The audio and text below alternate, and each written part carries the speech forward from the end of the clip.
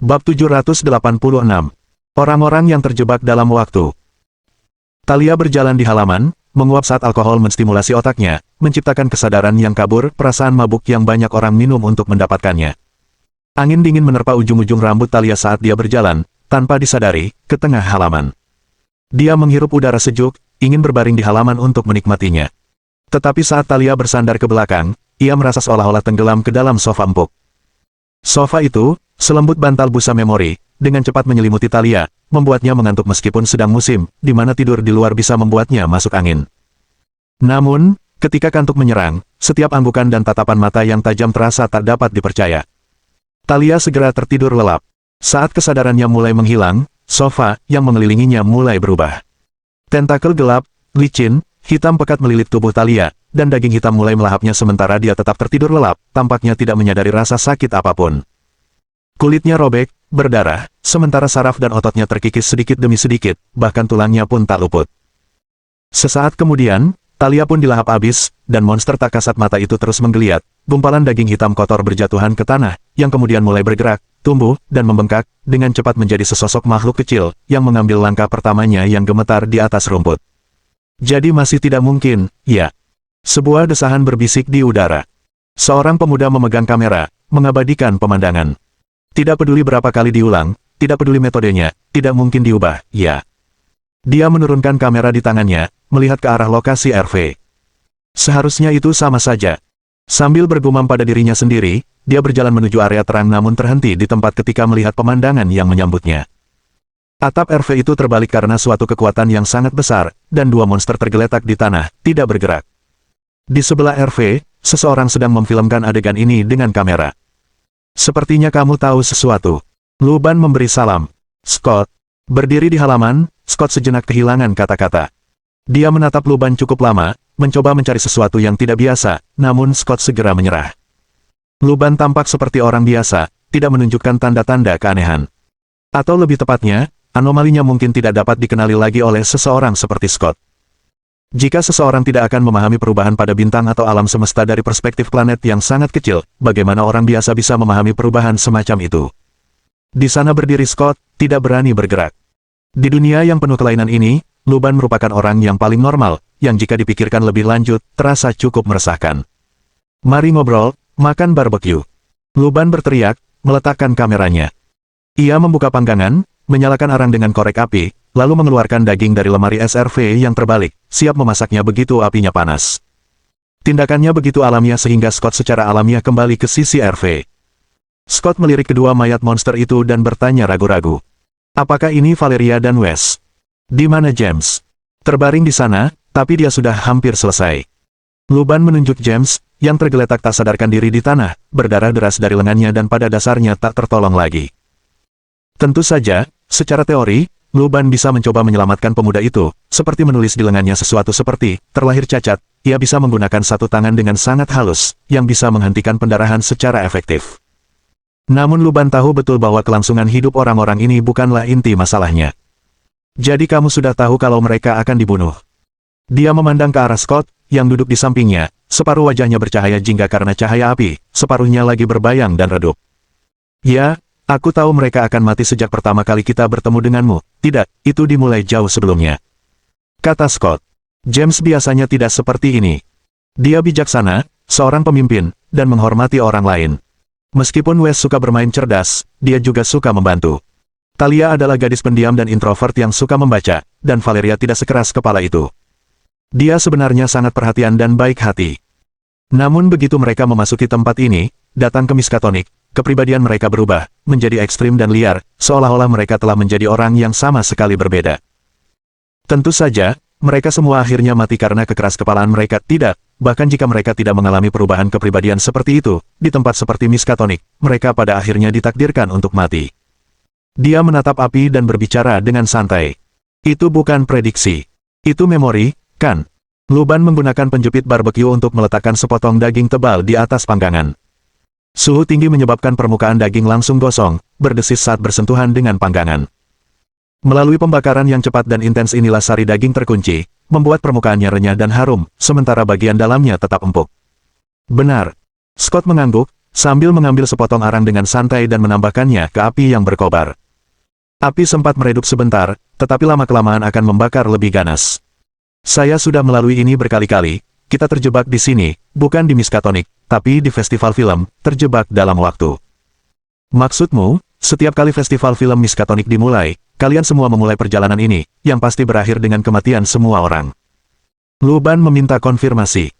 Dari situasi saat ini, ia dapat mengetahui bahwa para mahasiswa itu memang bukan manusia, melainkan terbentuk dari semacam polusi, seperti manusia yang terbuat dari lumpur, yang hanya meniru perilaku manusia. Ya, sutradara Luban, saya sudah bilang sebelumnya bahwa film kita berkisah tentang sekelompok mahasiswa yang mencoba membuat film horor dengan latar belakang festival film. Mereka kemudian mengalami kejadian-kejadian mengerikan selama proses syuting yang mengakibatkan kematian semua orang. Scott menjawab dengan datar, seolah mengomentari film yang membosankan. Begitulah film kami berakhir. Penderitaan, keputusasaan, dan ketakutan adalah elemen klasik film horor, dan itulah yang kami alami. Kupikir bertemu denganmu kali ini mungkin akan membawa perubahan, tapi sekarang tampaknya meskipun ada kecelakaan yang belum pernah terjadi sebelumnya, akhir ceritanya tidak berubah sedikitpun. Sayangnya, sutradara Luban, kau mungkin juga akan memasuki siklus tanpa akhir ini bersama kami. Ucapnya pada Luban dengan sedikit nada meminta maaf. Tapi, Scott, pernahkah kau memikirkan alasannya? Luban bertanya sambil meletakkan daging yang hampir matang ke piring, sambil menatap Scott. Mengapa kamu terikat di sini? Bab 787.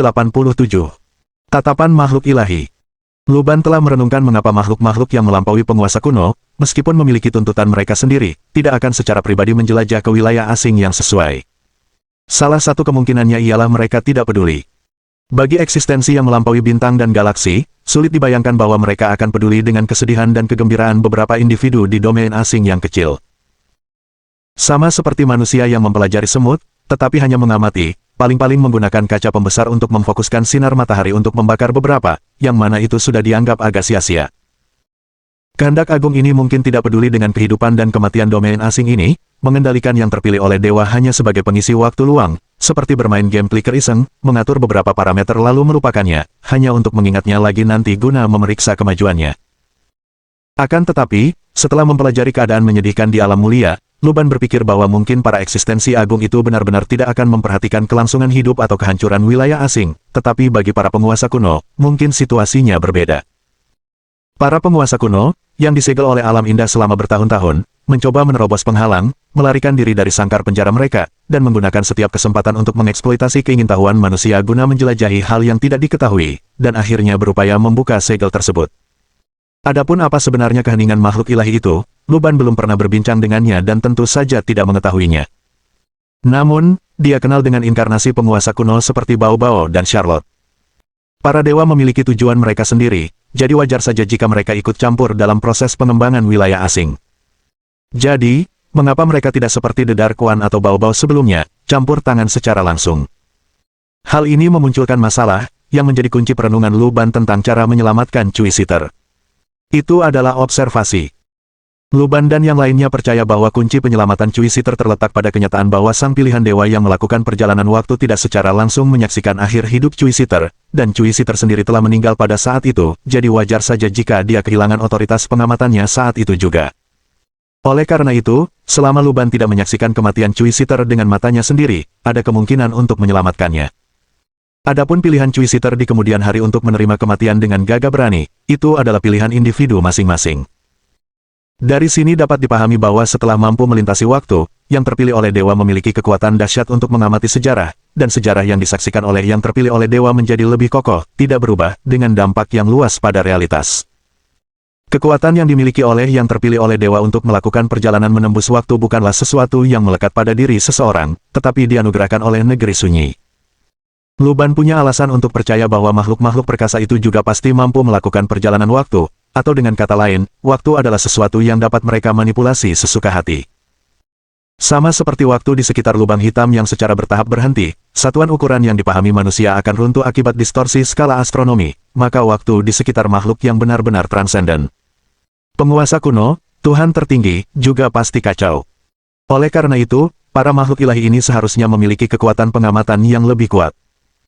Sudah dapat diduga bahwa tatapan mereka mengandung implikasi yang jauh lebih kuat daripada yang dipilih oleh para dewa yang bermain-main dengan waktu. Luban menduga bahwa sekilas pandangan dari makhluk ilahi ini sudah cukup untuk mengukuhkan sejarah, mengubah periode ambigu itu menjadi sejarah yang diganggu oleh penguasa kuno. Inilah sebabnya mengapa berbagai makhluk ilahi dikirim oleh para dewa untuk campur tangan pada periode sejarah yang sama. Mereka hanya mengirimkan orang-orang pilihan dewa, membiarkan mereka bertarung satu sama lain. Jika wakil mereka sendiri menang, maka potongan sejarah itu akan langsung berada di bawah pengawasan mereka, dengan demikian menjadi tetap. Para makhluk ilahi ini berjudi dalam rentang sejarah yang belum diketahui, dan pada akhirnya memengaruhi realitas. Contohnya, di dunia Luban, tempat beberapa penguasa kuno disegel, meskipun mereka belum dilepaskan sekarang, jika para pilihan dewa lainnya melakukan perjalanan kembali ke masa lalu, memengaruhi segel tersebut dengan cara tertentu, atau berurusan dengan leluhur orang-orang yang dapat menstabilkan segel tersebut, maka mungkin suatu hari, segel tersebut mungkin mengendur dan rusak, yang pada akhirnya memungkinkan para penguasa kuno tersebut turun sekali lagi ke tengah-tengah umat manusia. Maka, para makhluk ilahi yang benar-benar agung itu akan menahan diri dari campur tangan aktif terhadap masa lalu dan masa kini wilayah asing, guna mencegah sejarah menjadi tetap. Ini juga merupakan alasan mendasar mengapa yang terpilih oleh dewa tetap aktif di berbagai domain asing. Dan Miskatonic, jelas di sini waktu terus berulang, namun berbeda dari Miskatonic yang asli. Atau lebih tepatnya, Miskatonic tempat Luban saat ini berada adalah segmen sejarah kota ini, yang diukir dan diciptakan kembali. Tidak ada yang terjadi di sini yang dapat mengubah kesimpulan tak terelakkan yang telah dicapai. Para mahasiswa di sisi Luban ditakdirkan untuk mati, sementara Miskatonic akan terus ada, hingga hari ini. Undangan yang diterima Luban mungkin saja menjadi kunci untuk memasuki tempat ini. Dalam rentang waktu yang kini telah mantap ini, barangkali hanya Luban, dan campur tangan negeri sunyi di belakangnya, yang mampu membawa perubahan. Mengapa? Scott juga bingung, ia pikir ini adalah tragedi. Pasti ada kesalahan yang telah mereka lakukan yang menyebabkan mereka terjebak dalam ruang waktu tertutup dan terus-menerus mengalami siksaan seperti itu. Terlebih lagi, hanya Scott sendiri yang mampu mempertahankan kesadaran jernih, menyadari bahwa ia terjebak dalam siklus reinkarnasi. Setiap kali ia terbangun, ia harus berhadapan dengan teman-temannya yang sama sekali tidak menyadari apa yang akan terjadi selanjutnya. Sekalipun Scott memperingatkan, menghalangi, dan menggunakan berbagai cara untuk mencoba mengubah masa depan, hasil akhirnya tetap sama. Direktur Luban, tahukah Anda mengapa kita terjebak di sini? Scott bertanya. Karena tempat ini telah menarik perhatian kehendak yang melampaui manusia, itulah sebabnya distorsi temporal telah terjadi, kemungkinan besar itu disebabkan oleh monster-monster ini. Luban melirik makhluk-makhluk di rumput yang hanya bisa ditangkap dengan kamera. Jika makhluk-makhluk ini benar-benar klan dari suatu ibu tertinggi, dan jika ibu tertinggi itu rupanya memiliki ordo yang sama dengan Bao-Bao, maka wajar saja jika level polusi meningkat secara signifikan karena kedatangan klan secara besar-besaran, sehingga membentuk ruang berskala kecil yang mirip dengan domain asing. Bahkan Luban berpikir bahwa mungkin misi beberapa orang terpilih dewa adalah datang ke festival film Miskatonic, untuk membantu orang-orang ini lolos dari siklus waktu. Dan justru karena siklus waktu disebabkan oleh klan, sejarah di sini belum sepenuhnya terwujud, masih ada ruang untuk perubahan. Namun, jika tempat ini hanya berputar berulang kali karena kehadiran monster, maka polusi yang bukan dari dunia ini pasti akan menyebar. Kabut tebal yang menyelimuti Miskatonic ilusi ini berfungsi sebagai pelindung. Ini menunjukkan bahwa seseorang pasti telah datang ke Miskatonic. Orang itu membatasi polusi di area ini, dan mungkin siklus waktu yang terus-menerus itu adalah ulah mereka. Mereka tidak mampu menangani polusi, jadi mereka hanya bisa menyegelnya. Orang itulah yang menjadi alasan sebenarnya mengapa Scott dan yang lainnya dipenjara di sini. Sambil memikirkan itu, Luban mengambil kameranya. Dia teringat kata-kata Feng Yu. Aku akan menunggumu di akhir. Mari kita maju, temanku. Luban berdiri. Ayo kita lihat apa yang ada di akhir. Bab 788. Jalan menuju akhir. Akhirnya, Scott tidak mengerti. Selanjutnya, monster-monster itu akan melahap semua makhluk hidup di sini, dan pada akhirnya, seluruh Miskatonic akan terjun ke dalam kegelapan abadi di tengah doa-doa yang hingar-bingar. Semua pohon, bangunan, bahkan batu-batu akan mulai menggeliat, berkembang biak, melahirkan berbagai monster yang menentang etika. Bagi Scott, itulah akhir. Tidak peduli seberapa keras dia berjuang, tidak peduli bagaimana dia bertarung, tidak ada keselamatan yang bisa diperoleh di sini. Ia sebenarnya sudah menyerah sejak lama, seperti halnya teman-teman di dekatnya, menikmati hari-hari terakhir kehidupan yang pas-pasan, lalu mengulanginya lagi. Sampai dia melihat kedatangan Luban. Bagi Scott, yang sudah jatuh ke dalam reinkarnasi, perubahan apapun ibarat sedotan penyelamat hidup, yang coba ia pegang, tetapi pada akhirnya, semuanya sia-sia. Scott telah bertemu beberapa orang yang tersandung di sini, dan dia akan memberitahu mereka tentang sifat aneh dan mengerikan tempat ini, mendapatkan kepercayaan mereka, dan mencoba menerobos mereka. Namun pada akhirnya, hal itu hanya akan menjerumuskan orang-orang tersebut ke dalam keputusasaan, dan kemudian, ketika reinkarnasi terjadi sekali lagi, Scott menyaksikan dengan ngeri ketika orang-orang yang telah berjuang bersamanya di siklus sebelumnya telah menjadi boneka dengan senyum menakutkan di wajah mereka, melantunkan doa-doa aneh dan mengiris perut mereka sendiri. Dengan kedatangan Luban, Scott awalnya mengira itu mungkin merupakan kegagalan lagi, bahwa direktur ini akan menjadi boneka seperti yang lain sebelumnya. Oleh karena itu, Scott yang sudah putus asa, tetap linglung seperti sebelumnya dan tidak mencari bantuan dari Luban, juga tidak mengatakan yang sebenarnya. Namun sekarang, tampaknya benar-benar ada sesuatu yang berbeda. Sudah kubilang, kan? Terus putar kameranya, bukankah filmnya sudah di titik balik? Luban bertanya balik. Semua teman protagonis telah meninggal karena berbagai kecelakaan dan insiden. Setelah mengetahui kebenarannya, ia memutuskan, bersama satu-satunya penyintas lainnya, untuk meninggalkan sesuatu bagi dunia ini. Bagaimana dengan alur ceritanya? Katanya. Mendengar kata-kata Luban, Scott merasa bingung dan juga malu. Dia tidak berani lagi menaruh harapan dan ekspektasi.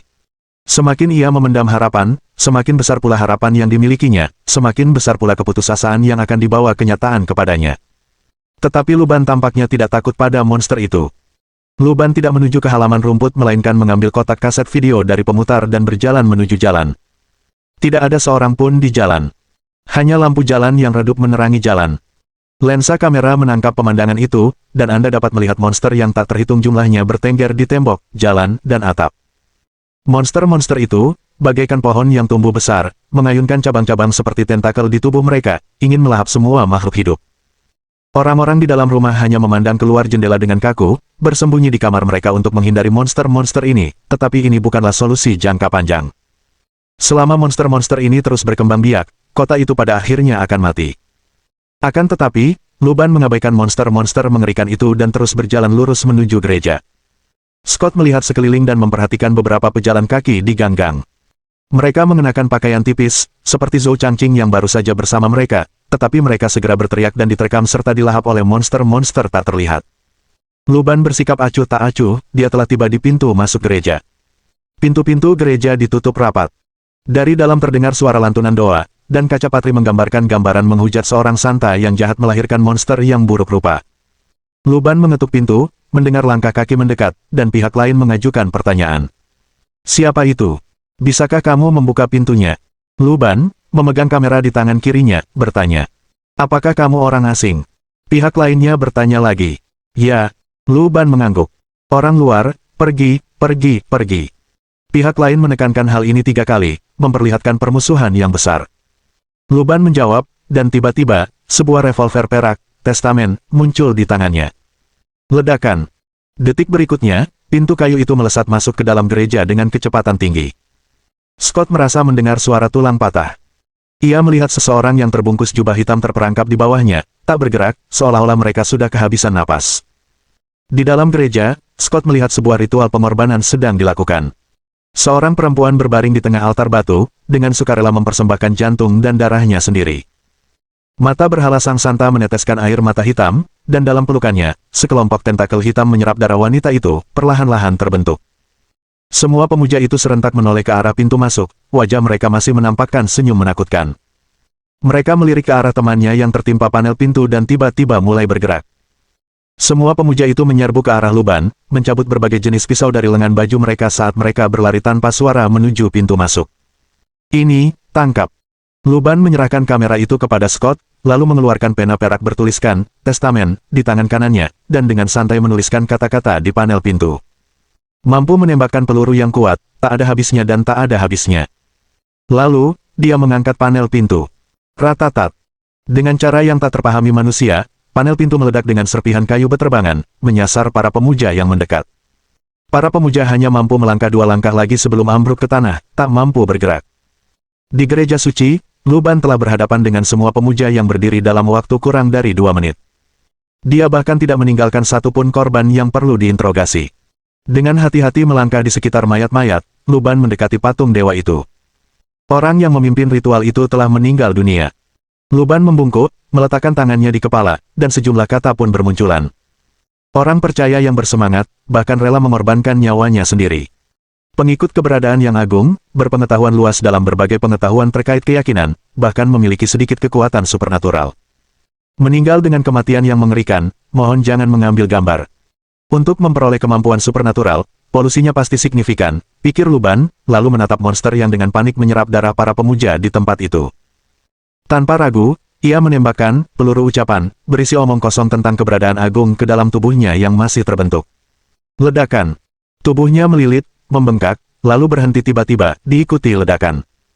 Darah dan daging monster itu mengotori kaca patri, memercik ke seluruh gereja. Apakah kamu merekam semua itu? Luban berbalik dan bertanya pada Scott. Pemuda itu nampaknya agak lambat bereaksi, karena tindakan Luban mengingatkan kita pada tokoh protagonis film kelas B yang pendendam, kejam dan tegas, sangat berbeda dari sosok sutradara film yang rendah hati sebelumnya. Ya, mengerti, jawab Scott. Bagus, sekarang saatnya menyaksikan kesimpulannya, kata Luban sambil mengangkat revolver perak di tangannya, membidik patung saintes yang meneteskan air mata hitam. Bab 789. Yang lain telah lahir. Sebelum menembakkan pistol, air mata hitam yang mengalir dari patung perawan Maria semakin banyak, menjadi semakin tebal. Air mata hitam yang jatuh ke tanah tidak menyebar seperti air, tetapi meliuk-liuk seolah-olah memiliki kehidupan dan kemauan sendiri, secara bertahap menyatu membentuk rupa monster kecil. Pada saat yang sama, gumaman lembut mulai bergema di telinga Luban. Bisikan-bisikan ini bukanlah bahasa manusia, melainkan semacam suara purba yang tak kunjung hilang seiring perubahan peradaban manusia. Suara itu terukir dalam gen semua makhluk hidup, yang mampu membangkitkan ketakutan paling mendasar. Luban merasa seolah-olah dia terjun ke dalam kegelapan, di mana dia melihat banyak orang tergeletak di sekelilingnya. Cui Siter yang telah menjadi mumi tampak layu, tenggorokannya yang kering mengeluarkan suara saat tangannya terulur ke arah Luban, mengucapkan kata-kata sambil merintih. Kenapa kau tidak menghentikanku? Kenapa kau tidak menyelamatkanku? Dengan tubuhnya yang membusuk, dagingnya kabur dan sebuah mata jatuh dari rongganya, Redcliffe yang mengenakan sepatu bot dan kimono memiliki ekspresi yang ganas, dengan kabut hitam tebal berputar-putar di sekelilingnya. Kamu bisa mengubah semua ini, kamu bisa menyelamatkan semua orang. Amber, dagingnya terbakar habis dan tubuhnya tampak semakin mungil, menatap kosong ke arah Luban, suaranya diwarnai bisikan yang membara. Kau membunuhku, mengapa, ketika aku begitu percaya padamu, kau membawaku ke altar dengan tanganmu sendiri. Masih banyak lagi, kematian yang dialami selama menjalankan misi, dan roh-roh itu berputar di sekitar Luban, dengan suara mereka yang saling terkait menuduh, mencoba menyiksa tekad Luban. Semua dosa, penyesalan, dan rasa sakit kini mengambil bentuk materi, terputar tanpa henti di depan mata Luban. Pada saat yang sama, suara lain menembus pikiran Luban. Itu juga berasal dari bahasa penguasa kuno-kuno, berantakan dan rumit, namun menyentuh hati. Rangkul kegelapan, rasakan kegembiraan berkembang biak, tuai hasilnya. Kata-kata ini memuji kegelapan, menggoda Luban untuk jatuh ke dalamnya, membiarkan tubuhnya bermutasi, tumbuh, dan berkembang. Tak lama kemudian, perut Luban mulai membengkak, seolah-olah ia sedang mengandung anak cukup bulan.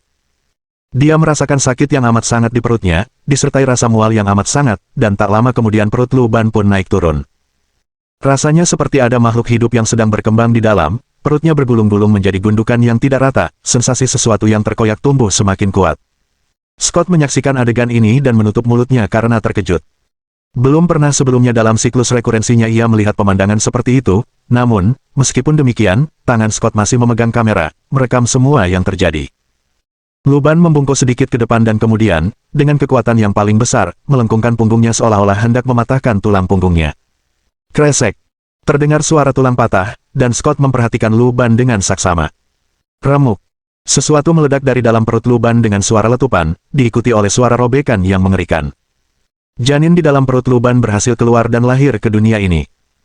Darah hitam berceceran di patung Bunda Maria, mengotori ujung gaunnya dan menodainya, sementara benda dari perut Luban mengulurkan tangan, mencoba meraih sesuatu. Direktur Luban. Scott berteriak kaget, tepat saat ia mengira Luban tidak berdaya membalikkan keadaan dan hendak dibunuh oleh berhala dewa jahat itu, ia tiba-tiba menyadari bahwa yang lahir dari perut Luban adalah seorang manusia. Dan orang ini, meskipun berlumuran darah hitam kental, tidak tampak cacat. Setelah merangkak keluar dari perut Luban, ia perlahan bangkit. Adapun Luban, matanya terbalik dan dia perlahan-lahan hancur menjadi genangan daging. Scott melihat bahwa orang yang lahir dari perut Luban tetaplah Luban. Lahir kembali. Luban menyentuh perutnya sendiri untuk memastikan tidak ada Luban kecil lain di dalamnya. Daging tanah mulai berkumpul dan kembali ke tubuh Luban. Delirium saja sudah cukup untuk menyebabkan mutasi, haruskah dikatakan pantas bagi makhluk ilahi yang tingkatannya sama dengan wujud asli Charlotte? Luban berbisik.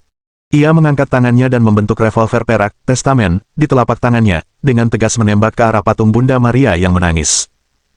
Ketika peluru ucapan yang halus mengenai berhala itu hancur disertai suara gemuruh. Tanpa diduga, di bawah batu berwarna abu-abu putih itu, terdapat daging dan darah berwarna hitam. Daging itu bahkan menggeliat, seolah-olah ia adalah makhluk hidup. Layaknya monster-monster yang membatu di Gunung Jiangcheng karena tuan mereka disegel, Sang Santa berdiri di sana. Dagingnya yang menggeliat berhamburan keluar, seolah mencari inang baru.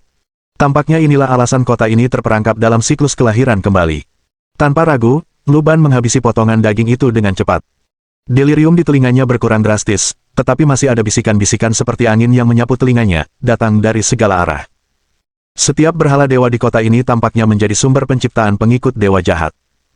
Namun, Luban tidak berniat menghancurkan semua berhala itu sendiri, ia justru menempatkan tugas di Bintang Fajar. Tak lama kemudian, ledakan-ledakan mulai bergema di seluruh Miskatonic, satu demi satu, tanpa henti dan tanpa akhir.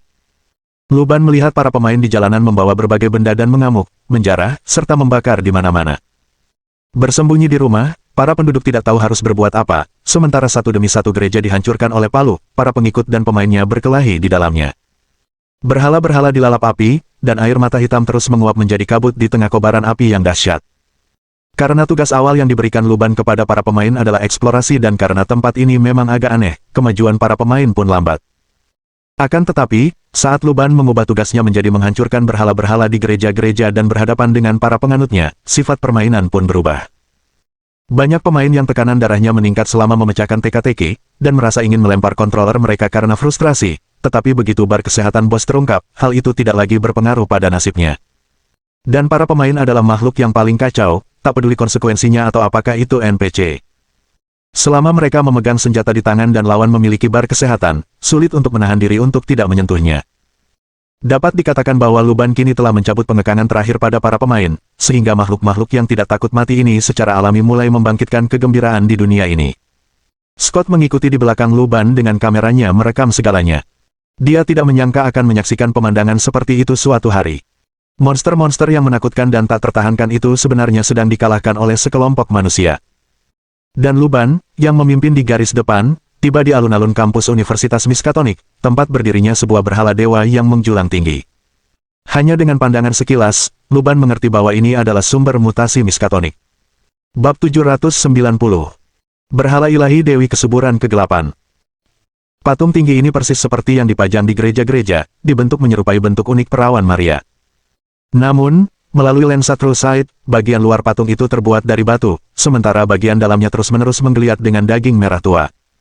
Dan di inti dagingnya terdapat berhala ilahi lainnya. Tanpa ragu, Luban membidik dan menembak patung itu. Bang! Setelah beberapa saat, patung itu hancur berkeping-keping, daging berwarna merah tua berceceran dan menciptakan hujan darah kecil. Berhala dalam daging itu terjatuh dan mendarat di tanah.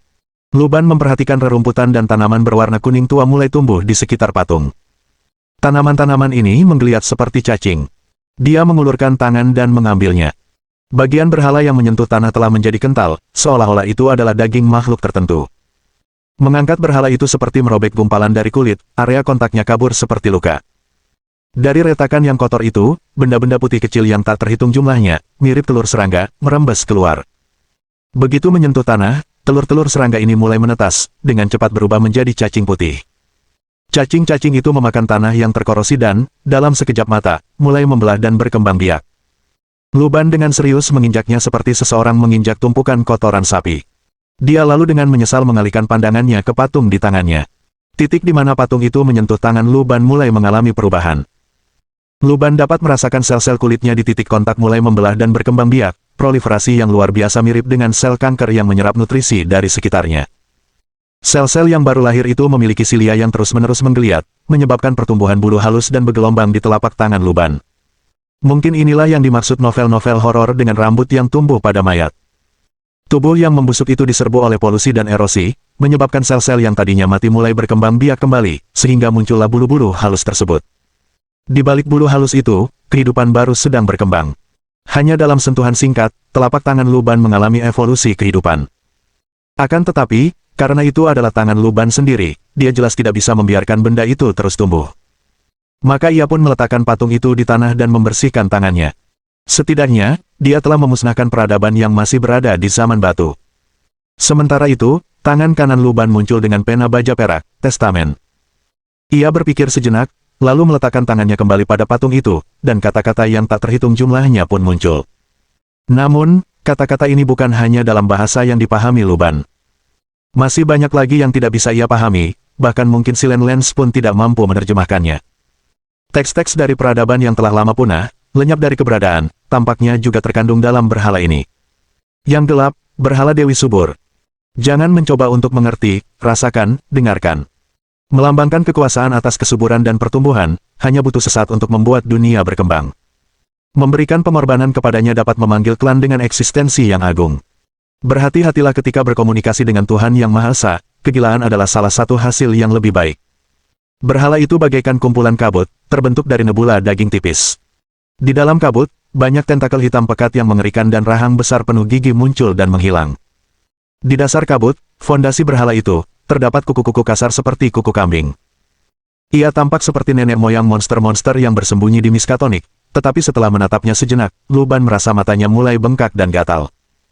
Saat berkedip, ia mendapati ranting-ranting dan rumput mulai menjalar ke bola matanya, seolah-olah hanya dengan melihatnya saja dapat menyebabkan polusi dan erosi yang parah.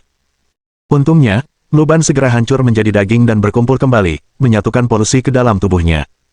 Sungguh berbahaya benda itu, pantas saja benda itu ditaruh di dalam patung. Luban memperkirakan benda ini telah disiram beton dan disegel di dalam patung, tetapi karena sifatnya yang luar biasa, beton telah berubah menjadi daging, dan polusi telah bocor keluar, memengaruhi orang-orang di sekitarnya. Ia menduga bahwa kadang-kadang, patung itu perlu ditangani baru untuk mencegah kekuatan berhala ilahi yang sebenarnya tertumpah keluar. Luban berpikir sejenak, lalu pena baja di tangannya berubah menjadi pistol, yang digunakannya untuk menembakkan bisikan makhluk agung dari bintang-bintang yang jauh ke dalam berhala ilahi. Setelah menunggu beberapa saat, patung itu tidak berubah sedikit pun, sampai-sampai rumput mulai tumbuh di mata Luban lagi. Sepertinya tingkat keilahian makhluk ilahi ini jauh di atas kehadiran agung di Aldebaran. Luban menyimpulkan. Di domain asing, polusi yang lebih kuat tidak dapat diatasi oleh polusi yang lebih lemah, dan hal yang sama berlaku untuk para penguasa kuno. Fakta bahwa sang kegelapan dapat menghadapi penguasa kuno yang tersegel berarti tingkat keilahiannya jauh lebih tinggi daripada penguasa pegunungan di dalam Gunung Jiangcheng. Dan sekarang, patung ini berhasil menahan pengaruh makhluk agung Aldebaran, yang menunjukkan bahwa polusi dewa yang diwakilinya kemungkinan besar bahkan lebih tinggi. Luban segera mengingat apa yang Charlotte katakan kepadanya, bahwa bahkan di antara para penguasa kuno, ada tingkatan. Di antara mereka, 3 di antaranya adalah dewa tertinggi, makhluk yang paling mulia. Yang satu adalah wujud asli Charlotte, entitas dengan banyak wajah, yang mengembara di wilayah asing, yang rencananya tidak diketahui. Yang lainnya adalah makhluk yang disembah oleh penduduk alam mulia, yang mampu menghasilkan ilmu pengetahuan dan polusi yang tiada habisnya. Lalu yang ketiga mungkin adalah wujud ilahi ini, yang lahir dari kegelapan, yang mengatur perkembangbiakan dan pertumbuhan. Bahkan satu berhala ilahinya pun bisa menjerumuskan kota ke dalam kegilaan, berjuang dalam siklus abadi. Jika wujud aslinya atau inkarnasinya turun, pemandangan itu sulit dibayangkan. Namun, menurut Scott, di akhir siklus, sekeras apapun seseorang berusaha, semua manusia, hewan, tumbuhan, bahkan bangunan akan mulai bereproduksi. Mungkin di akhir ritual pengorbanan agung ini, setitik napas dari entitas itu akan menyapu tempat ini dengan cara yang tak terduga. Dari perspektif ini, dengan mengekstrak Miskatonic dari periode waktu ini, seseorang telah menyelamatkan dunia. Memikirkan hal ini, Luban menoleh dan melihat ke arah Scott. Inilah akhirnya, katanya, sambil menulis dengan pena baja, perjanjian, di tanah, dengan cepat membungkus berhala ilahi dalam bola batu, berniat untuk menunjukkannya nanti kepada Charlotte atau Bao-Bao di dunia ini. Ia kemudian mendekati Scott, mengawasinya mengarahkan kamera ke langit, dan akhirnya menekan tombol untuk mengakhiri rekaman. Apakah kamu sekarang mengerti mengapa kamu terjebak dalam siklus ini? Luban bertanya. Scott tampak agak bingung saat dia berbalik menghadap Luban. Kau mengubah Miskatonic yang tercemar menjadi sebuah film, sebuah kaset video, dan mengubah dirimu menjadi karakter dalam film itu. James, Wes, Valeria, Talia, mereka semua adalah bagian dari dirimu. Scott, dia menunjuk kotak kaset video di tangan Scott. Sekarang sumber polusinya sudah ditemukan, kita tidak perlu melanjutkannya, Scott. Setiap cerita pasti ada akhirnya. Dan akhir dari cerita ini adalah kau menyelamatkan kota yang dipilih oleh para dewa. Bab 791. Daun. Mendengar kata-kata Luban, Scott merasa agak bingung. Dipilih oleh dewa. Menyelamatkan kota ini. Bagaimana mungkin dia, seorang mahasiswa biasa, memiliki kekuatan luar biasa untuk melawan monster seperti Luban? Apakah ada semacam penyimpangan? Lagi pula, jika Scott benar-benar seseorang yang memiliki kekuatan besar, mengapa ia terjebak dalam siklus ini, berulang kali menderita dan jatuh dalam keputusasaan? Scott, mengapa semua anggota kru film kehilangan ingatan, sedangkan hanya kamu yang bisa mengingat semuanya? Mengapa kau tidak kehilangan kewarasanmu setelah menyaksikan monster-monster aneh dan pemandangan yang rusak ini?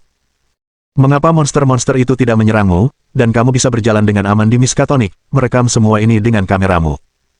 Mendengar rentetan pertanyaan Luban, Scott mengerutkan keningnya. Semua hal ini ia anggap biasa saja, tetapi sebenarnya, semuanya meragukan. Namun dia tidak pernah mempertimbangkan alasan di baliknya. Mengapa? Hanya ada satu jawaban. Luban melirik kamera di tangannya. Scott, karena semua ini adalah film yang kamu rekam. Apa maksudmu? Scott merasakan kenangan bermunculan, namun kenangan itu sangat asing. Dia berlutut di tanah, kepalanya terasa sakit. Dia adalah Scott, seorang mahasiswa biasa yang datang ke Miskatonic untuk membuat film bersama teman-temannya, tewas dalam serangan monster, dan terjerumus dalam lingkaran siksaan tak berujung. Namun di dunia lain, di alam waktu yang lain, ia adalah seorang pengembara yang berjalan di antara dunia-dunia yang berbeda, menyaksikan kebangkitan dan kejatuhan domain asing serta suka dan duka rakyatnya. Ketika Scott kembali ke tanah airnya yang telah lama hilang, ia menemukan mutasi yang terjadi di sana. Setelah menyelidiki, ia akhirnya memahami seberapa parah polusi tersebut, tetapi saat itu sudah terlambat. Polusi tersebut telah mengakar kuat dan tidak dapat dipulihkan dalam semalam. Entitas yang ingin mereka panggil jauh melampaui apa yang dapat ditolak Scott, bahkan dia sendiri pun kesulitan mempertahankan diri, dan hasilnya hanya bermutasi menjadi monster. Pada saat itu, Scott menggunakan all-in miliknya. Untungnya, dia berhasil. Di dunia yang telah kehilangan semua harapan, di mana tampaknya tidak ada kemungkinan, Scott memanfaatkan satu-satunya kesempatan. Dia mengekstrak Miskatonic pada masa itu beserta polusinya, menggunakan kekuatannya untuk membuat film darinya. Oleh karena itu, Miskatonic tetap lestari dan terus eksis hingga saat ini. Namun, Scott terkena polusi, dan kehilangan wujud manusianya selamanya. Rekaman ini adalah kamu, kata Luban. Kau menyegel semua polusi ke dalam rekaman ini. Dan untuk mencegah keinginanmu sendiri terkontaminasi, kau menciptakan beberapa klon, membiarkan mereka masuk ke dalam film sebagai karakter, mencari cara untuk menyelamatkan kota ini melalui pengulangan. Scott mengubah periode itu menjadi permainan, mencari terobosan dengan coba-coba terus-menerus. Jika ia dapat menemukannya, maka ia dapat menyelesaikan polusi di sini dan membiarkan semuanya menjadi masa lalu. Jika dia tidak dapat menemukan caranya, maka polusi hanya akan terulang di dunia film, tidak dapat memengaruhi atau mengganggu dunia nyata. Tentu saja, sebagai pengikut dewa tertinggi, polusi monster pada akhirnya bukanlah sesuatu yang bisa ditangkis oleh para dewa pilihan untuk waktu yang lama. Dalam keadaan tertentu, sebagian polusi akan bocor keluar, menyebabkan beberapa individu yang sangat terinspirasi secara keliru memasuki Miskatonic palsu ini. Sekarang, polusi di sini sudah ditangani, matahari besok akan terbit seperti biasa, misi kalian sekarang selesai. Kata Luban. Scott mendongak, tatapannya ke arah Luban. Apakah ini benar-benar sudah berakhir? Kenangan Scott memenuhi otaknya, dia merasa agak sedih, namun juga agak lega. Yang membuatnya sedih adalah kenyataan bahwa ia akan segera menghilang begitu saja, tanpa seorang pun yang mengingatnya. Yang melegakan baginya adalah setidaknya usahanya tidak sia-sia, pada akhirnya, dia mengingat semuanya. Luban menunjuk ke langit. Bintang-bintang yang bukan milik dunia ini berangsur-angsur redup, karena di timur, cahaya fajar muncul. Fajar mewarnai awan dengan semburat warna merah tua, dan cahaya matahari kemasan muncul dari cakrawala, menyilaukan dan terang. Ini adalah pemandangan yang tidak terlihat dalam siklus reinkarnasi di Miskatonic. Betapa menakjubkannya. Scott berkomentar. Sinar matahari pertama menyinari Miskatonic. Luban mengulurkan tangan dan menangkap kamera yang jatuh. Dia melirik adegan terakhir yang tertangkap kamera. Itulah lahirnya mentari pagi yang penuh harapan. Luban merasakan sekelilingnya tiba-tiba menjadi berisik dan ramai. Ia menoleh ke samping, tempat anak-anak muda berlalu lalang, memegang buku dan cangkir kopi kertas di tangan mereka. Beberapa bergegas menuju bangunan-bangunan antik di depan, sementara yang lain berjalan santai dengan langkah-langkah yang tak beraturan. Namun, ekspresi wajah mereka berbeda, beberapa tegas dan serius, yang lain tertawa dan mengumpat, sama sekali tidak seperti senyumnya yang menyeramkan. Alun-alun kampus juga bersih dan rapi, bebas dari debu dan kotoran kecuali beberapa daun yang berguguran, tidak ada cipratan daging dan darah, tidak ada rumput dan tanaman yang akan berakar begitu menyentuh tanah dan tumbuh tertiup angin, sungguh dunia yang normal. Luban memandang patung di tengah alun-alun kampus. Patung itu menggambarkan seorang sarjana, dan dari plakat di bawahnya, jelas bahwa ini adalah seorang profesor yang telah memberikan kontribusi signifikan bagi Universitas Miskatonic. Di kejauhan, suara kembang api terdengar olehnya, dan Luban memandang ke arahnya, melihat kembang api yang cemerlang menyebar di langit, diiringi oleh suara musik yang samar-samar. Berbalik, di dalam kampus, berbagai spanduk promosi tergantung di mana-mana, dengan slogan-slogan yang menyambut semua orang di festival film Miskatonic di mana-mana. Tampaknya ini adalah festival film Miskatonic yang sesungguhnya di dunia nyata. Luban memegang sekotak kaset video di tangannya, permukaannya penuh dengan banyak goresan kuku. Mungkin ini adalah nasib semua orang yang dipilih oleh dewa. Luban berpikir. Ketika mereka yang telah mengalami kehancuran banyak dunia dihadapkan pada pilihan, sebagian besar mungkin akan mengambil keputusan yang sama. Daripada terjerumus ke dalam hilangnya kewarasan secara bertahap, akhirnya terjerumus ke dalam kegilaan, mati di suatu sudut domain asing, atau dirusak oleh polusi dan bermutasi menjadi monster, lebih baik pada akhirnya menukar diri dengan sumber polusi tersebut. Sama seperti Cui Sitter, sama seperti sutradara yang tidak disebutkan namanya ini. Mungkin, akan tiba saatnya bagi Luban di masa depan juga. Sepertinya kamu sudah melihat akhir ceritanya. Dari belakang Luban, sebuah suara tiba-tiba muncul. Dia berbalik dan melihat itu adalah Feng Yu, mengenakan mantel panjang dan celana jeans. Apakah kamu baik-baik saja? Luban sedikit mengernyit dan mengeluarkan ponselnya untuk memeriksa pesan. Tidak bisa dibilang tidak ada masalah, hanya sedikit masalah, kata Feng Yu sambil menyisir rambutnya yang acak-acakan karena angin dingin ke belakang telinga. Ia menunjuk ke arah pintu masuk sekolah. Mari kita bicara sambil berjalan. Bab 792. Rekaman video. Luban dan Feng Yu berjalan berdampingan. Mereka menarik banyak perhatian. Terutama karena gadis-gadis itu akan berhenti di jalan saat melihat Luban, yang menyebabkan kemacetan lalu lintas. Luban segera mengambil masker dan memakainya demi keselamatan lalu lintas Miskatonic. Saya pernah bercerita kepada Anda bahwa ada bahaya tersembunyi di Amerika Utara, dan saya baru kemudian menemukan bahwa bahaya itu ada di Miskatonic. Feng Yu berkata sambil mereka berjalan. Luban mengingatnya dengan saksama, dan sepertinya memang ada kejadian seperti itu. Sebelumnya, Feng Yu bahkan bercanda bahwa Luban berutang budi padanya dan harus menemaninya ke Massachusetts. Sekarang sepertinya Feng Yu sudah lama menyadari masalah dengan Miskatonic. Tanah ini aneh, sejak zaman dahulu, sering terjadi polusi dan anomali, hingga masalah ini muncul di Miskatonic. Setiap tahun selama festival film, ruang itu muncul di sini. Saya sudah mencoba menyelidikinya sebelumnya, tetapi langsung menemui masalah. Anda harus tahu, apa yang tersembunyi di sana bukanlah anomali biasa. Feng Yu dan Luban berjalan keluar gerbang sekolah. Gereja-gereja di Miskatonic tidak sebanyak yang dilihat Luban tadi malam, dan meskipun masih ada beberapa bangunan bergaya antik, tempat ini jelas lebih modern daripada pemandangan kota yang kental akan nuansa religiusnya. Tidak jelas era mana yang ditangkap Miskatonic Scott, pasti berasal dari masa yang lebih awal. Jadi, kamu ingin aku pergi dan mengujinya. Luban memperlambat langkahnya sedikit. Jangan khawatir, aku sudah mengawasimu. Kalau ada masalah yang tak terpecahkan, aku bisa ikut denganmu dalam aksi bunuh diri sepasang kekasih. Feng Yu tersenyum sambil menunjuk kotak kaset video di tangan Luban. Menurutmu siapa yang memberimu rekaman video ini? Apakah wanita tua itu kamu? Luban membalik kaset video di tangannya. Lebih tepatnya, aku telah mengamatimu melalui gulungan rekaman video ini, atau kalau tidak, bagaimana mungkin teks-teks itu tertinggal? Jawab Feng Yu.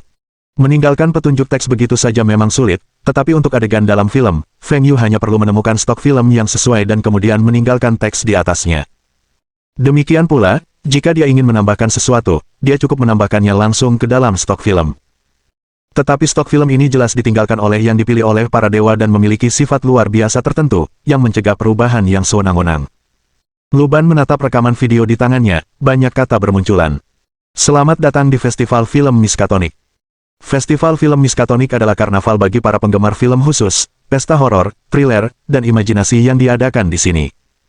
Kotak kaset video ini adalah film tentang festival film, agak mendebarkan, sedikit mengerikan, dan sangat mudah untuk membuat Anda terlibat secara mendalam. Setelah dimainkan, pasti akan berlanjut sampai akhir, dan untuk peran apa yang Anda mainkan dalam film, itu terserah sutradara untuk memutuskan. Berusahalah sekuat tenaga untuk bertahan hidup sampai akhir, atau kalau tidak, jangan pernah menjadi orang pertama yang mendapatkan kotak makan siang.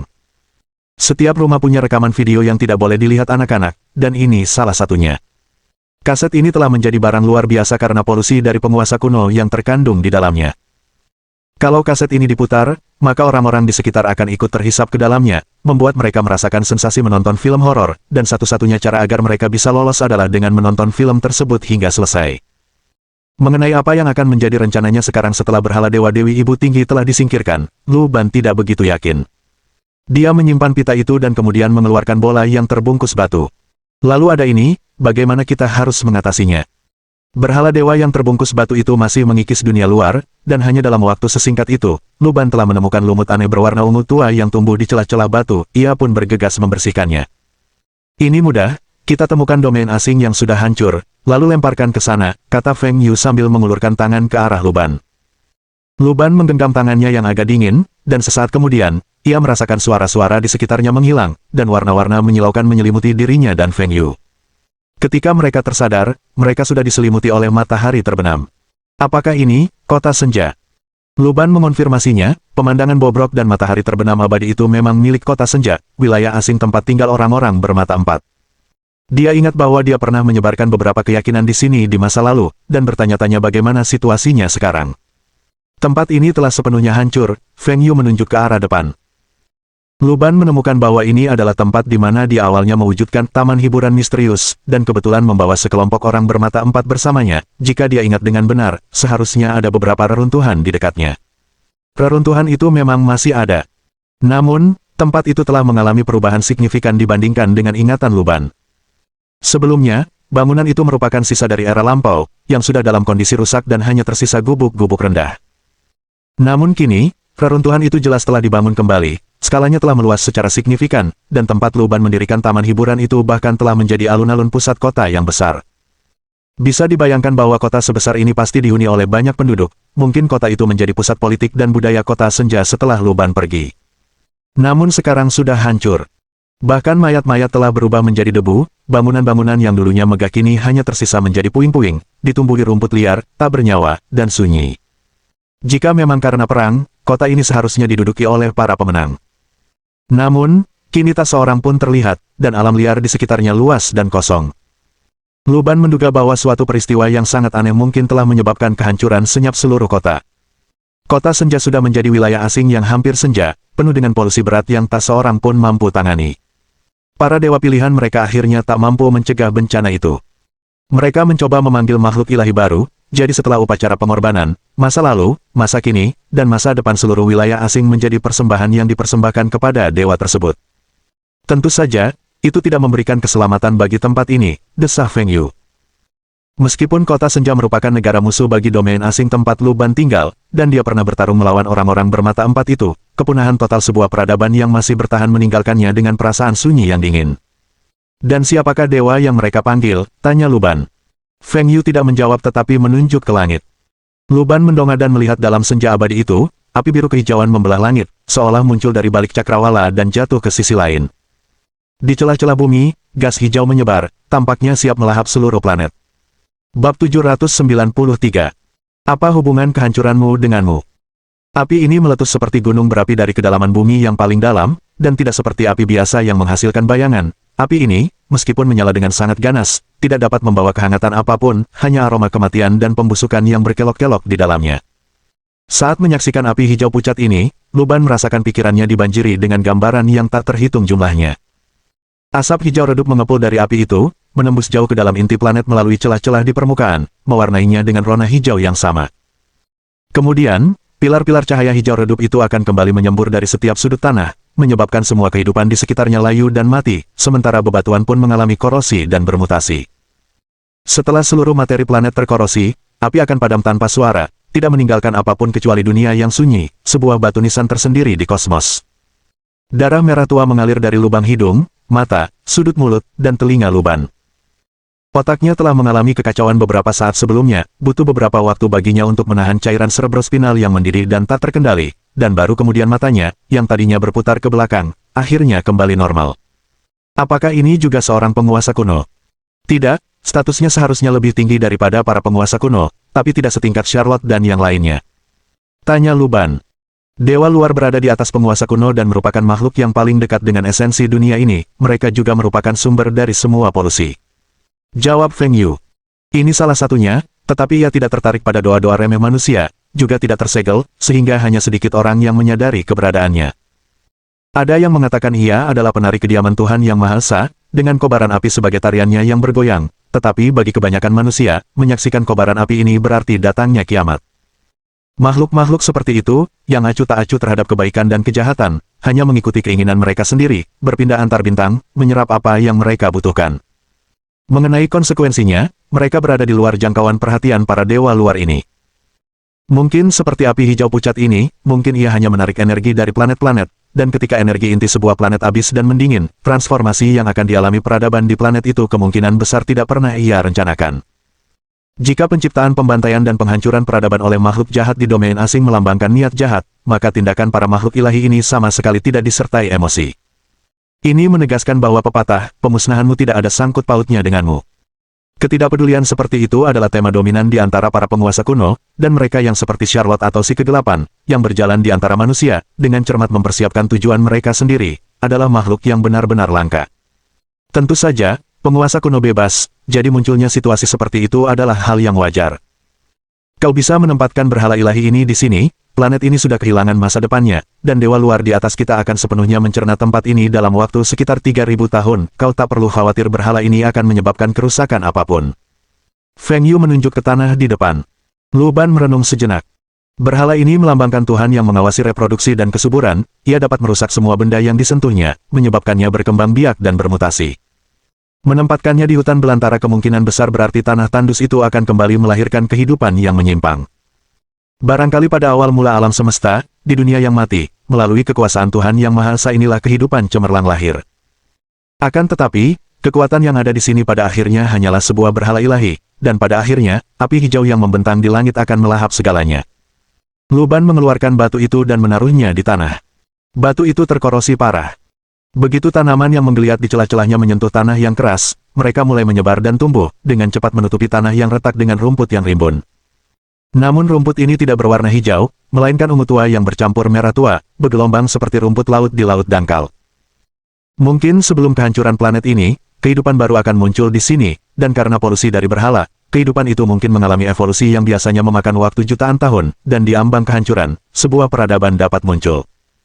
Pada saat itu, orang-orang bijak dan nabi dari peradaban tersebut akan melihat ke langit, mengandalkan frekuensi kilatan api hijau di tengah senja abadi untuk menyimpulkan waktu dan menetapkan kalender. Para pemimpin suku akan melihat pohon-pohon besar yang meliuk-liuk menjulang ke langit serta api biru kehijauan membentang di cakrawala, dan mereka akan mengarang mitos penciptaan di sekitarnya, bahkan sampai berperang karena perbedaan keyakinan.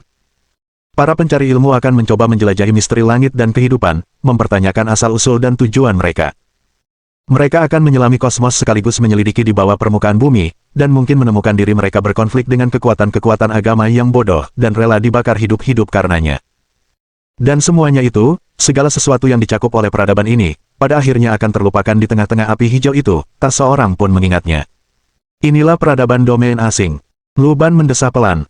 Feng Yu mengulurkan tangannya padanya, dan Lu Ban menggenggamnya sebagai balasan. Jika kehidupan sadar muncul pada saat ini, mereka mungkin menganggap kita sebagai Adam dan Hawa ciptaan. Feng Yu bercanda, dan kemudian dunia di sekitar mereka diselimuti warna-warna yang mempesona, seolah-olah kembang api mengelilingi mereka. Api hijau kebiruan itu surut, sebuah planet merah tua melesat melewati Lu Ban, dan serpihan logam berkilauan berkelap-kelip di kehampaan. Sebuah alunan lagu yang familiar terdengar di telinga Lu Ban. Ketika dia sadar kembali, dia mendapati dirinya sedang duduk di meja sebuah kedai kopi, secangkir kopi berbusa ada di hadapannya, sementara Feng Yu duduk di hadapannya. Di sekeliling mereka, pemandangan miskatonik tetap tak berubah, dengan para pejalan kaki berlalu lalang di sepanjang jalan. Banyak cosplayer berkostum karakter film berlenggak-lenggok, menarik perhatian penduduk setempat. Festival film itu tampaknya akan dimulai secara normal, tanpa seorang pun menyadari apa yang telah terjadi di sana. Kita tidak punya banyak waktu tersisa. Feng Yu mengambil kopinya dan menyesapnya, sambil sedikit membasahi bibirnya. Di banyak domain asing, para penguasa kuno sedang bangkit, dan polusi mereka semakin aktif. Ketika peradaban di domain-domain ini musnah dan polusi menyebar, hal itu selalu memengaruhi domain asing lainnya. Apakah kau mengatakan bahwa seseorang sedang membangkitkan para penguasa kuno ini? Lu Ban juga menyesap kopinya. Meskipun sudah ditambahkan susu, rasa pahitnya membuatnya mengerutkan kening. Ia pun memasukkan 2 gula batu dan mengaduknya perlahan dengan sendok. Anda mungkin juga mengenal orang-orang seperti itu. Feng Yu berkata penuh arti. Itu benar. Lu Ban teringat pada lelaki berkulit gelap, yang gemar berkelana antar wilayah, mengajak manusia mencari ilmu, dan membuka segel dewa jahat, mungkin hanya demi kekacauan, mencari kesenangan. Apa yang kamu bicarakan sampai terdengar begitu menarik? Tiba-tiba, sebuah suara meledak di antara mereka, dan Luban melihat seorang gadis muda memegang secangkir susu panas, duduk di meja di samping mereka. Bab 794. Inkarnasi Kekacauan. Melihat gadis muda itu, Feng Yu langsung waspada. Ia meraih tangan Luban, siap untuk menerjangnya. "Jangan khawatir, dia seorang kenalan," kata Luban, mencoba meyakinkannya. Feng Yu mengangkat sebelah alisnya dan menatap gadis itu, lalu kembali menatap Luban. "Kok kamu selalu ketemu cewek yang nggak aku kenal?" "Yah, itu cerita yang panjang." Luban menoleh ke arah gadis yang duduk di antara mereka. Ia mengenakan jaket bulu angsa, rok katun, stocking hitam, dan sepatu bot, tampak seperti mahasiswa yang baru saja berjalan-jalan di Universitas Miskatonic. "Mengapa kamu di sini?" tanyanya pada gadis muda itu. "Saya tidak bisa datang." Salah satu inkarnasi dewa tertinggi, gadis muda bau-bau yang periang dan cantik, menatap Luban dengan tatapan menggoda. "Tentu saja, kamu bisa datang." Luban tidak membantahnya. "Aku mencium sesuatu yang familiar di sekitar sini, jadi aku mengikuti aromanya, tapi begitu memasuki kota, aromanya menghilang, jadi aku datang untuk memeriksanya. Aku tidak menyangka akan bertemu denganmu." Bau-bau menampakkan senyum polos bak anak kecil yang tak menemukan mainannya. Namun, Luban tahu betul bahwa ia mungkin berada di sini untuk mencari berhala ilahi Dewi Ibu Agung. Karena segel telah dilonggarkan, dan menjelang festival film, potongan ruang waktu itu akan muncul kembali di Miskatonic, dan bau-bau pasti telah mencium aroma yang sama. "Kami baru saja selesai menanganinya," Luban menjawab. Bau-bau mendesah, menyesap susu hangatnya, dan sedikit cairan putih itu menodai bibirnya yang semerah ceri. Ia menyadari hal itu dan menjilat bibirnya. "Apakah kamu sangat akrab dengan dewa itu?" Luban bertanya lebih lanjut. "Tentu saja, dia, aku tidak tahu seberapa banyak yang kau ketahui, tapi keberadaannya setara dengan wujud asliku. Kalau kau bisa bilang para penguasa kuno atau makhluk ilahi itu punya peringkat, posisinya setidaknya akan berada di 5 besar. Setelah berpikir sebentar, Bau-bau menjawab dengan rapi. "Kemunculan seorang pengikut Tuhan tingkat tinggi di dunia ini memang sangat tidak biasa." Feng Yu bergumam.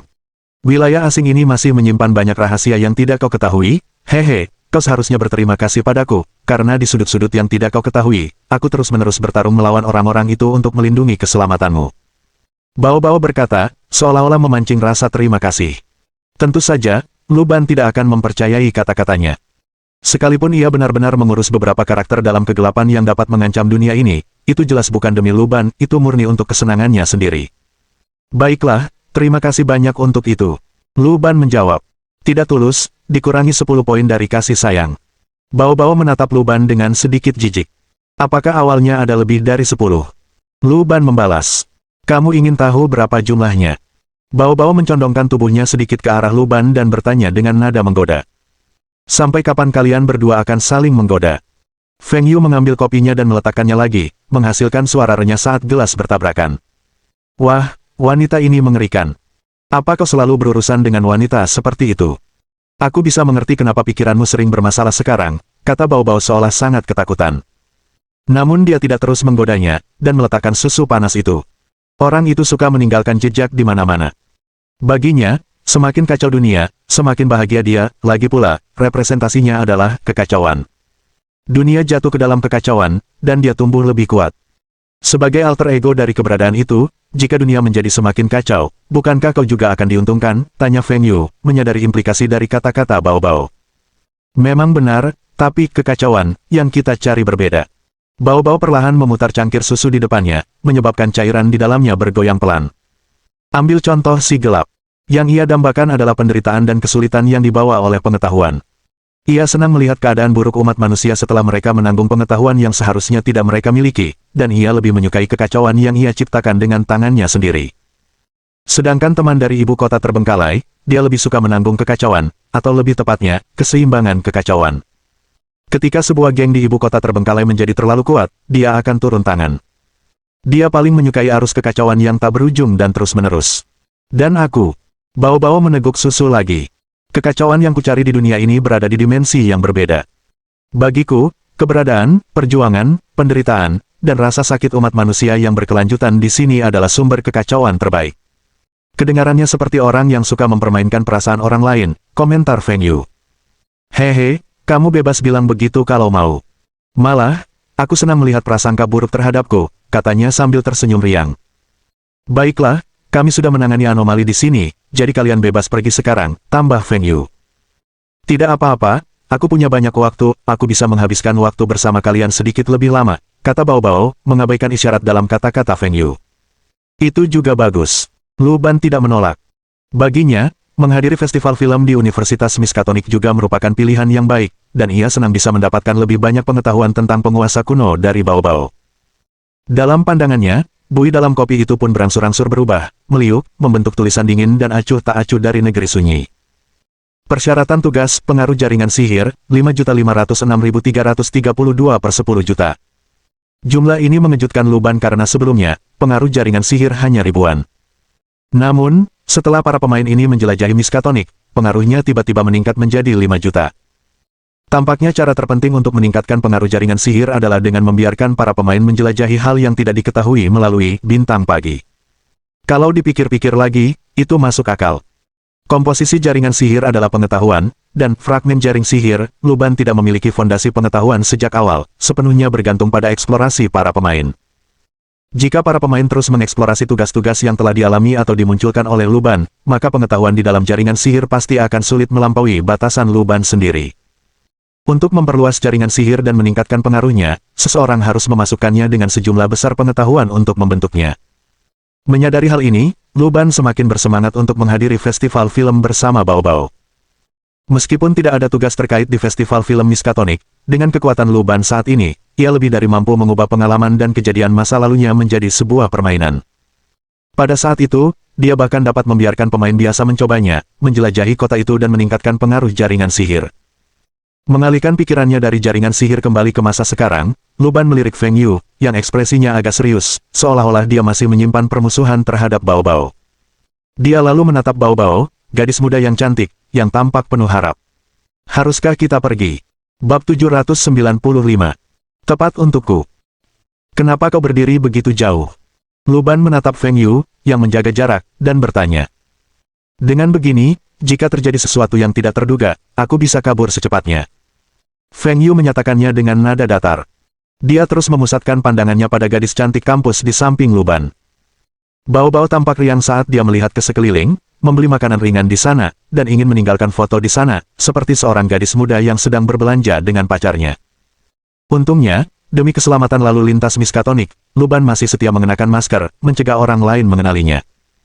Bagi orang awam, menutupi bagian bawah wajah dengan masker mungkin membuat mereka lebih menarik, karena ketidaksempurnaan dan asimetri pada fitur wajah yang kurang menarik akan tersamarkan. Terkadang, menunjukkan sedikit kecantikan saja bisa lebih menarik. Namun bagi seseorang seperti Lu Ban, yang telah mencapai batas daya tarik manusia, ketidaksempurnaan apapun berakibat fatal. Itu seperti soal matematika yang sempurna dengan hanya satu metode pembuktian, mengubahnya dengan cara apapun akan menjadi hal yang berlebihan. Oleh karena itu, dengan mengenakan topeng, daya tarik Lu Ban berkurang drastis.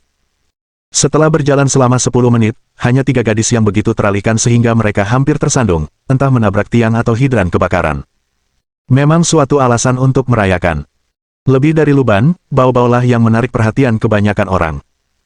Semua inkarnasinya di ibu kota terbengkalai memiliki pesona yang luar biasa, yang bahkan dalam keadaan normal pun sulit ditolak oleh orang biasa. Dan Bao Bao, dalam inkarnasinya di dunia ini, secara alami mewarisi pesona yang sama.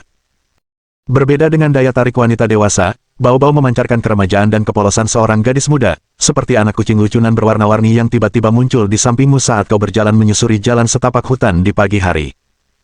Ia menggesekkan ujung ekornya ke kaki celanamu, lalu berguling-guling di rerumputan hijau, mengeong sambil menatapmu. Tidak mungkin untuk menolaknya. Jadi, meskipun lalu lintas Miskatonic tidak mengalami kecelakaan karena penampilan Lu Ban, lalu lintas tersebut mengalami kemacetan karena Bao Bao di samping Lu Ban. Meskipun Bao Bao bertanggung jawab atas 99% kecelakaan, Lu Ban harus menanggung 1% kesalahan. Lu Ban membeli masker untuk Bao Bao dari sebuah toko serba ada di sudut jalan. Sangat sulit untuk bernapas. Bao Bao dengan enggan mengenakan topeng dan mengeluh. Lalu, Lu Ban melihat beberapa celah terbuka seperti insang di samping lehernya yang indah, sedikit membuka dan menutup seolah-olah dia bernapas melalui celah-celah itu. Tamparan. Lu Ban menutupi insangnya dengan kedua tangan. Suara serak terdengar dari tenggorokan Bao Bao. Feng Yu berkomentar dari samping. Beberapa hal mungkin terlihat kekanak-kanakan bagi siswa sekolah dasar, tapi untuk gadis seusiaku, itu sudah wajar. Celah di leher Bao Bao tertutup dan kembali menjadi halus dan putih, tampak begitu menggoda hingga orang ingin menjulurkan lidahnya ke sana. Saya tidak ingin memakai masker, saya akan mengubah penampilan saya saja. Bao-Bao memang tampak sangat menolak gagasan adanya alat yang menghalangi pernapasannya. Begitu ia selesai berbicara, perubahan halus mulai terlihat di wajahnya, berubah menjadi orang lain. Lihat, lihat, bagaimana dengan ini? Bao-Bao berputar di depan Luban. Penampilannya sekarang memiliki rambut hitam dan mata kuning, identik dengan gadis kuil yang berubah menjadi abu di Hedao. Seolah-olah dia benar-benar datang ke dunia ini. Luban mengacak-acak rambutnya. Bao-Bao berubah lagi, kembali ke penampilan aslinya, tetapi dengan sedikit perbedaan, hanya dengan perubahan-perubahan kecil ini, seluruh perilakunya berubah. Ia berubah dari kecantikan usia 90 tahun menjadi usia 80 tahun, masih cantik, tetapi tidak semenarik sebelumnya. Kupikir kamu akan menyukainya. Dia bergumam. Feng Yu tertawa dingin dari samping. Kurasa kau melakukannya dengan sengaja. Menarik sekali, ya. Aku jago banget mengubah penampilan, dan bukan cuma penampilannya saja, detail tubuh dan ingatan kepribadian pun bisa ditiru. Bao-Bao membusungkan dadanya, lalu menoleh menatap Luban. Kita mau pergi kemana selanjutnya? Karena festival film mengundang saya, mari kita lihat panitia penyelenggaranya. Namun, Luban tidak terlalu memperhatikan apa yang dikatakan Bao-Bao. Bagi avatar dewa luar, terutama yang suka membuat masalah dan mencari kesenangan, tarian di ladang ranjau seperti ini bukanlah hal yang aneh, setidaknya itu adalah bagian dari kehidupan sehari-hari. Lagi pula, bagi Bao-Bao, yang sangat senang dengan emosi manusia yang kacau, variasi emosi manusia, suasana hati yang ekstrim, dan kebingungan pikiran adalah hal-hal favoritnya. Jadi upaya semacam ini untuk memancing emosi Luban cukup beralasan. Luban dan yang lainnya segera tiba di lokasi panitia penyelenggara festival film. Meskipun sebuah universitas menjadi tuan rumah, kantor panitia tidak berada di kampus, melainkan di sebuah gedung perkantoran rendah di lereng bukit di barat laut kota. Gedung itu tampak cukup tua. Di seberang gedung perkantoran tersebut terdapat sebuah rumah sakit. Dari sini, orang dapat melihat separuh kota, itu adalah titik tertinggi di Miskatonic. Luban melirik tanda di atas, yang bertuliskan, Arkham Asylum. Gerbang besi di pintu masuknya tertutup rapat, dan banyak menara gotik berdiri di dalamnya, membuatnya tampak seperti monumen kuno. Orang asing sebenarnya punya adat istiadat rakyat yang sederhana, yaitu menamakannya suaka.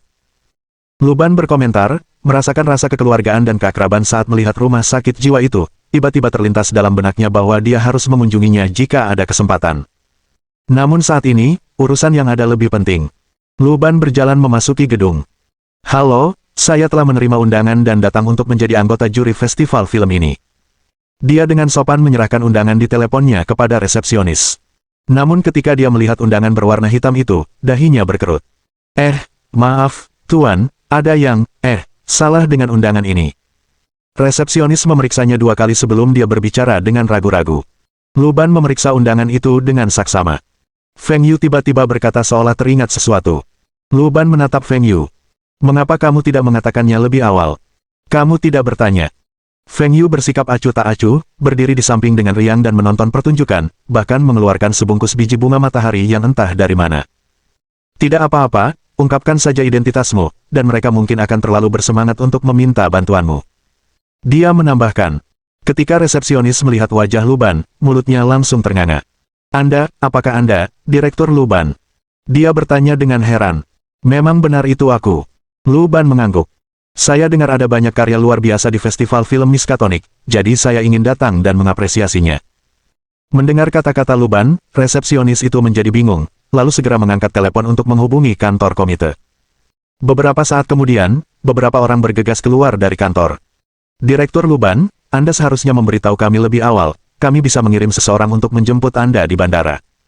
Kata lelaki berusia lebih dari 50 tahun yang memimpin kelompok itu.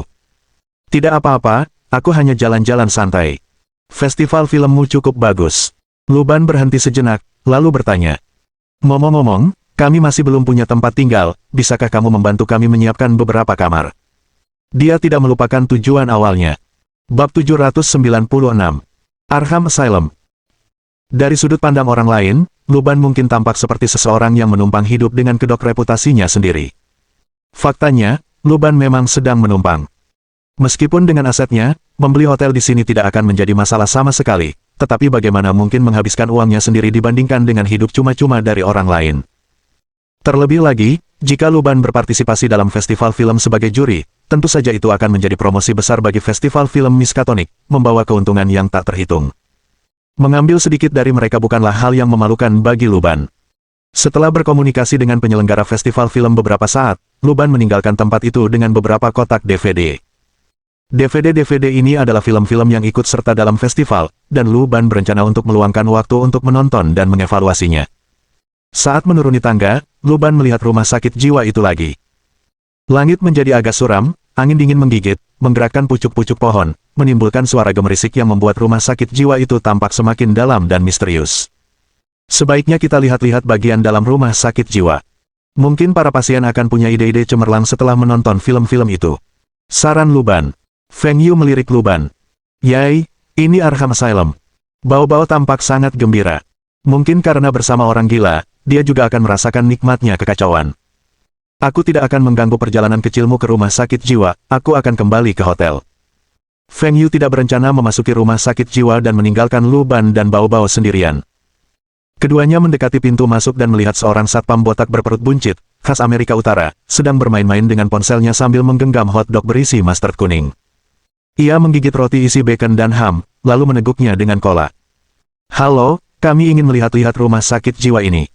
Kata Luban kepada orang di belakang meja kasir. Tur, apakah Anda kerabat pasien? Petugas keamanan menatap Luban dan Bao-bao dengan bingung. Bukan, kami staf festival film. Karena tema festival film tahun ini adalah kekacauan dan kegilaan, kami pikir kami bisa menayangkan beberapa film untuk para pasien di sini. Bao-bao angkat bicara sebelum Luban sempat berkata apa-apa. Dalam kalimat itu, mungkin hanya bagian pertama yang benar. Dia berbohong tanpa sedikit pun rasa malu atau detak jantung berdebar, dengan segala keseriusan, seolah-olah itu semua benar. Luban hampir mempercayainya. Sedang menonton film. Apa kamu sudah ada janji dengan sutradara sebelumnya? Petugas keamanan itu meletakkan hotdognya dan menekan tombol pada komputernya, yang mungkin memiliki riwayat layanan lebih panjang dari masa jabatannya, lalu bertanya. Masih teknik mengetik satu jari. Tentu saja, kami sudah membuat janji. Bao-bao entah bagaimana mengeluarkan selembar kertas dan menyerahkannya kepada petugas keamanan.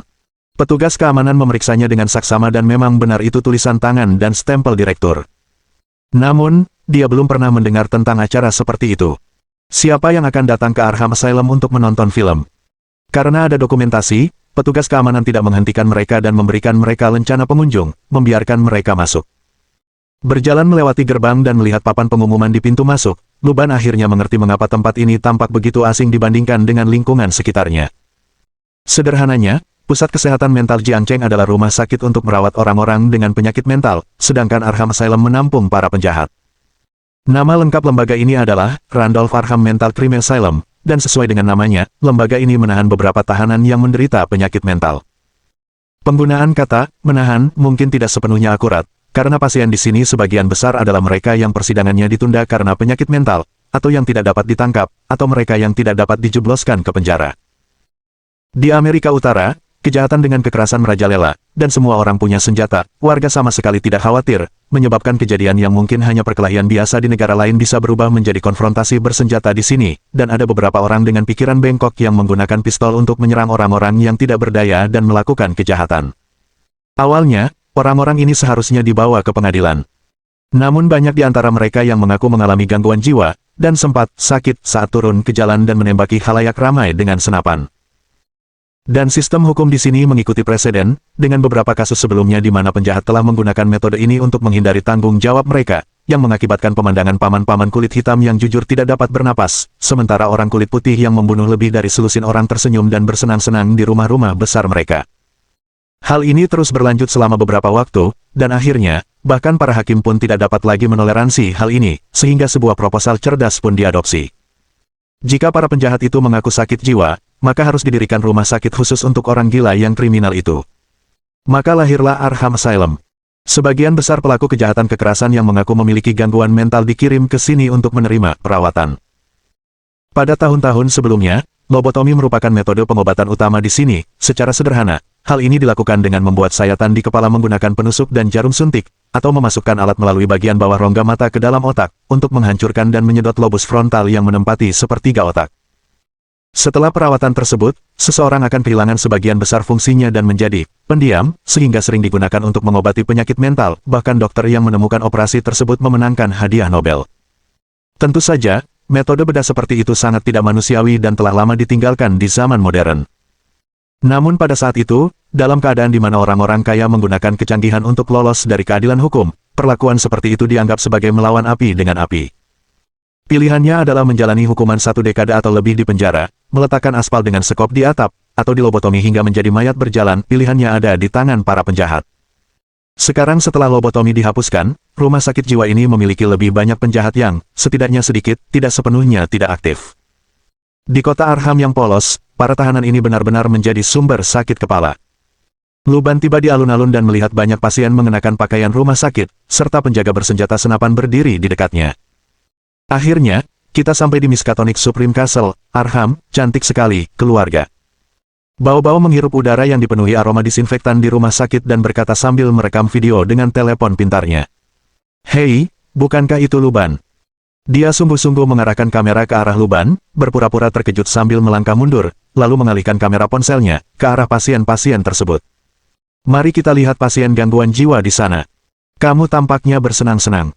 Luban berpikir sejenak, merasa wajar saja jika seseorang dengan kepribadian seperti Bao-bao sangat asyik menjelajahi web. Hidup butuh lebih banyak warna, tidak seharusnya terlalu serius. Bao-bao terkikik dan menyimpan teleponnya. Luban memperhatikan para pasien dan menyadari mereka semua tampak cukup bersemangat, hampir tidak terlihat seperti mereka memiliki penyakit mental. Dia dan Bao-bao mendekati pasien terdekat, yang sedang duduk di bangku dengan laptop di pangkuannya. Halo, bisakah Anda memberitahu saya apa masalah Anda? Luban langsung ke pokok permasalahan, tanpa berusaha menutup-nutupi kata-katanya. Bab 797. Mengetuk hati yang terlelap dengan lembut. Mendengar pertanyaan Luban, pasien itu mengangkat kepalanya, meliriknya, tetapi tampak tidak tertarik saat ia menundukkan kepalanya lagi, membenamkan dirinya di laptop di pangkuannya. Ia tidak mengetik, melainkan menggeser jari-jarinya di atas touchpad seolah sedang menjelajahi halaman web. Ada yang bagus di sana, coba aku lihat. Luban bergerak ke belakangnya, mengintip apa yang ada di layar komputer. Merah dan hijau, tampak seperti antarmuka perangkat lunak investasi keuangan, tidak yakin apakah itu saham atau yang lainnya. Berdagang saham di rumah sakit. Luban tidak dapat menahan diri untuk bertanya. Pasien tidak menanggapi, hanya fokus menelusuri informasi saham. Kok orang ini nggak ada reaksi sama sekali, apa mungkin dia baru dioperasi, lobus frontalnya diangkat. Luban meminta pendapat Bao-bao. Coba aku periksa. Sambil berkata demikian, Bao-bao menempelkan tangannya di kepala lelaki itu. Sebelum pasien sempat bereaksi, kepalanya terbelah seperti kelopak bunga yang mekar. Otak yang berwarna merah muda dan berlekuk-lekuk itu, menggeliat bagaikan ulat, perlahan-lahan terbuka bagaikan mulut yang menganga dan menggoda, mengundang seseorang untuk segera menenggelamkan kepalanya ke dalamnya. Mereka yang pernah memakan otak babi akan mengerti, otaknya lembut dan empuk, seperti tahu, tampak rapuh saat disentuh namun tetap mempertahankan bentuknya, hanya saja terkulai ke bawah. Tanpa rasa jijik, Bao-bao menggali otak yang sedang mekar itu dengan jari-jarinya yang indah, seakan-akan sedang mencari cermin kecil di dalam tasnya, dan tak lama kemudian, dia menarik tangannya. Luban melihat bahwa, di telapak tangan gadis itu, ada kristal semi-transparan. Menghancurkan kristal itu, partikel yang tak terhitung jumlahnya beterbangan, gambar dan suara muncul di udara, dengan cepat berubah menjadi pengetahuan yang mengalir ke otak Luban. Hei, sobat, saham yang kusebutkan tadi, kurasa ini saat yang tepat untuk segera dibeli. Aku mungkin akan menambah investasiku sendiri, jadi jangan salahkan aku karena tidak memberitahumu sebelumnya. Apa gunanya menghubungiku sekarang? Aku juga sedang terjebak di dalamnya, dan kalau kita bicara soal uang yang hilang, aku sudah kehilangan lebih banyak darimu. Tidak apa-apa, itu seharusnya hanya penyesuaian teknis, nanti akan naik lagi setelah periode ini. Jadi kenapa kau tidak bisa menghasilkan uang? Kaulah orang yang selalu dibicarakan orang ketika mereka bilang mengejar harga tertinggi dan menjual harga terendah, memang sahamnya anjlok, tapi bukankah itu kesempatan yang tepat untuk membeli? Investasi memang ada risikonya, karena Anda memilih proyek dengan imbal hasil tinggi, Anda harus menanggung risikonya juga. Tampaknya ini adalah seorang pialang saham, tidak hanya cukup terkenal di industri tersebut tetapi juga memproduksi video untuk memandu para investor. Pada awalnya, ia memang secara akurat memprediksi naik turunnya beberapa saham, meyakinkan para investor bahwa wawasannya benar, dan bahkan kesalahan yang kadang terjadi dapat dimaafkan. Lagi pula, sekelompok ekonom peraih Nobel yang memasuki pasar saham bisa saja kehilangan segalanya. Bagaimana mungkin seorang pialang saham bisa menguasai semua aspek dan memahami hukum ekonomi yang sebenarnya tidak ada dengan sempurna? Namun, pialang saham ini segera menunjukkan taringnya, merekayasa saham yang tidak ada, padahal akan segera dicatatkan, melalui serangkaian penipuan dan manipulasi. Ia membuat klien-klien kaya percaya bahwa saham ini menjanjikan, bahkan menyebabkan kegilaan dalam membeli dan membuat teleponnya terus berdering. Dan bagian yang paling cerdas adalah ketika pialang saham itu menyadari pendapatan dari kelompok orang pertama yang membeli saham tersebut, mereka yang masih memperhatikan dan skeptis melihat orang lain menghasilkan 2 kali lipat dari investasi mereka dan tidak dapat menahan diri, akhirnya menginvestasikan uang mereka, mencoba untuk meraup lebih banyak keuntungan. Kemudian, pialang saham yang cerdik ini memberikan sumbangan dan melarikan diri, tidak meninggalkan apapun kecuali kekacauan dan orang-orang yang kehilangan arah karena angin. Padahal, kalau bukan karena pertengkaran dengan kekasihnya yang membocorkan keberadaannya, polisi mungkin tak akan bisa menangkap penipu ini. Akibatnya, dengan sejumlah besar uang, para pengacara yang disewa oleh pialang saham tersebut membelanya di pengadilan, mengklaim bahwa pialang saham tersebut adalah pasien delusi. Dalam pekerjaannya, ia sering berhalusinasi, menipu dirinya sendiri tentang saham mana yang akan naik dan mana yang akan turun, lalu melontarkan omong kosong di depan umum, ada yang akurat, ada yang tidak, tetapi orang-orang tetap mempercayainya. Kenyataannya, para investor ini mengikuti orang gila.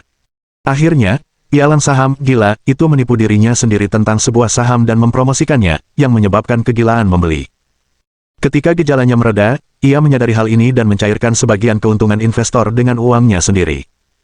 Sayangnya, gejala pasien malang itu segera memburuk, dan dalam kebingungannya, ia memberikan sumbangan itu dan melarikan diri, sungguh menyedihkan.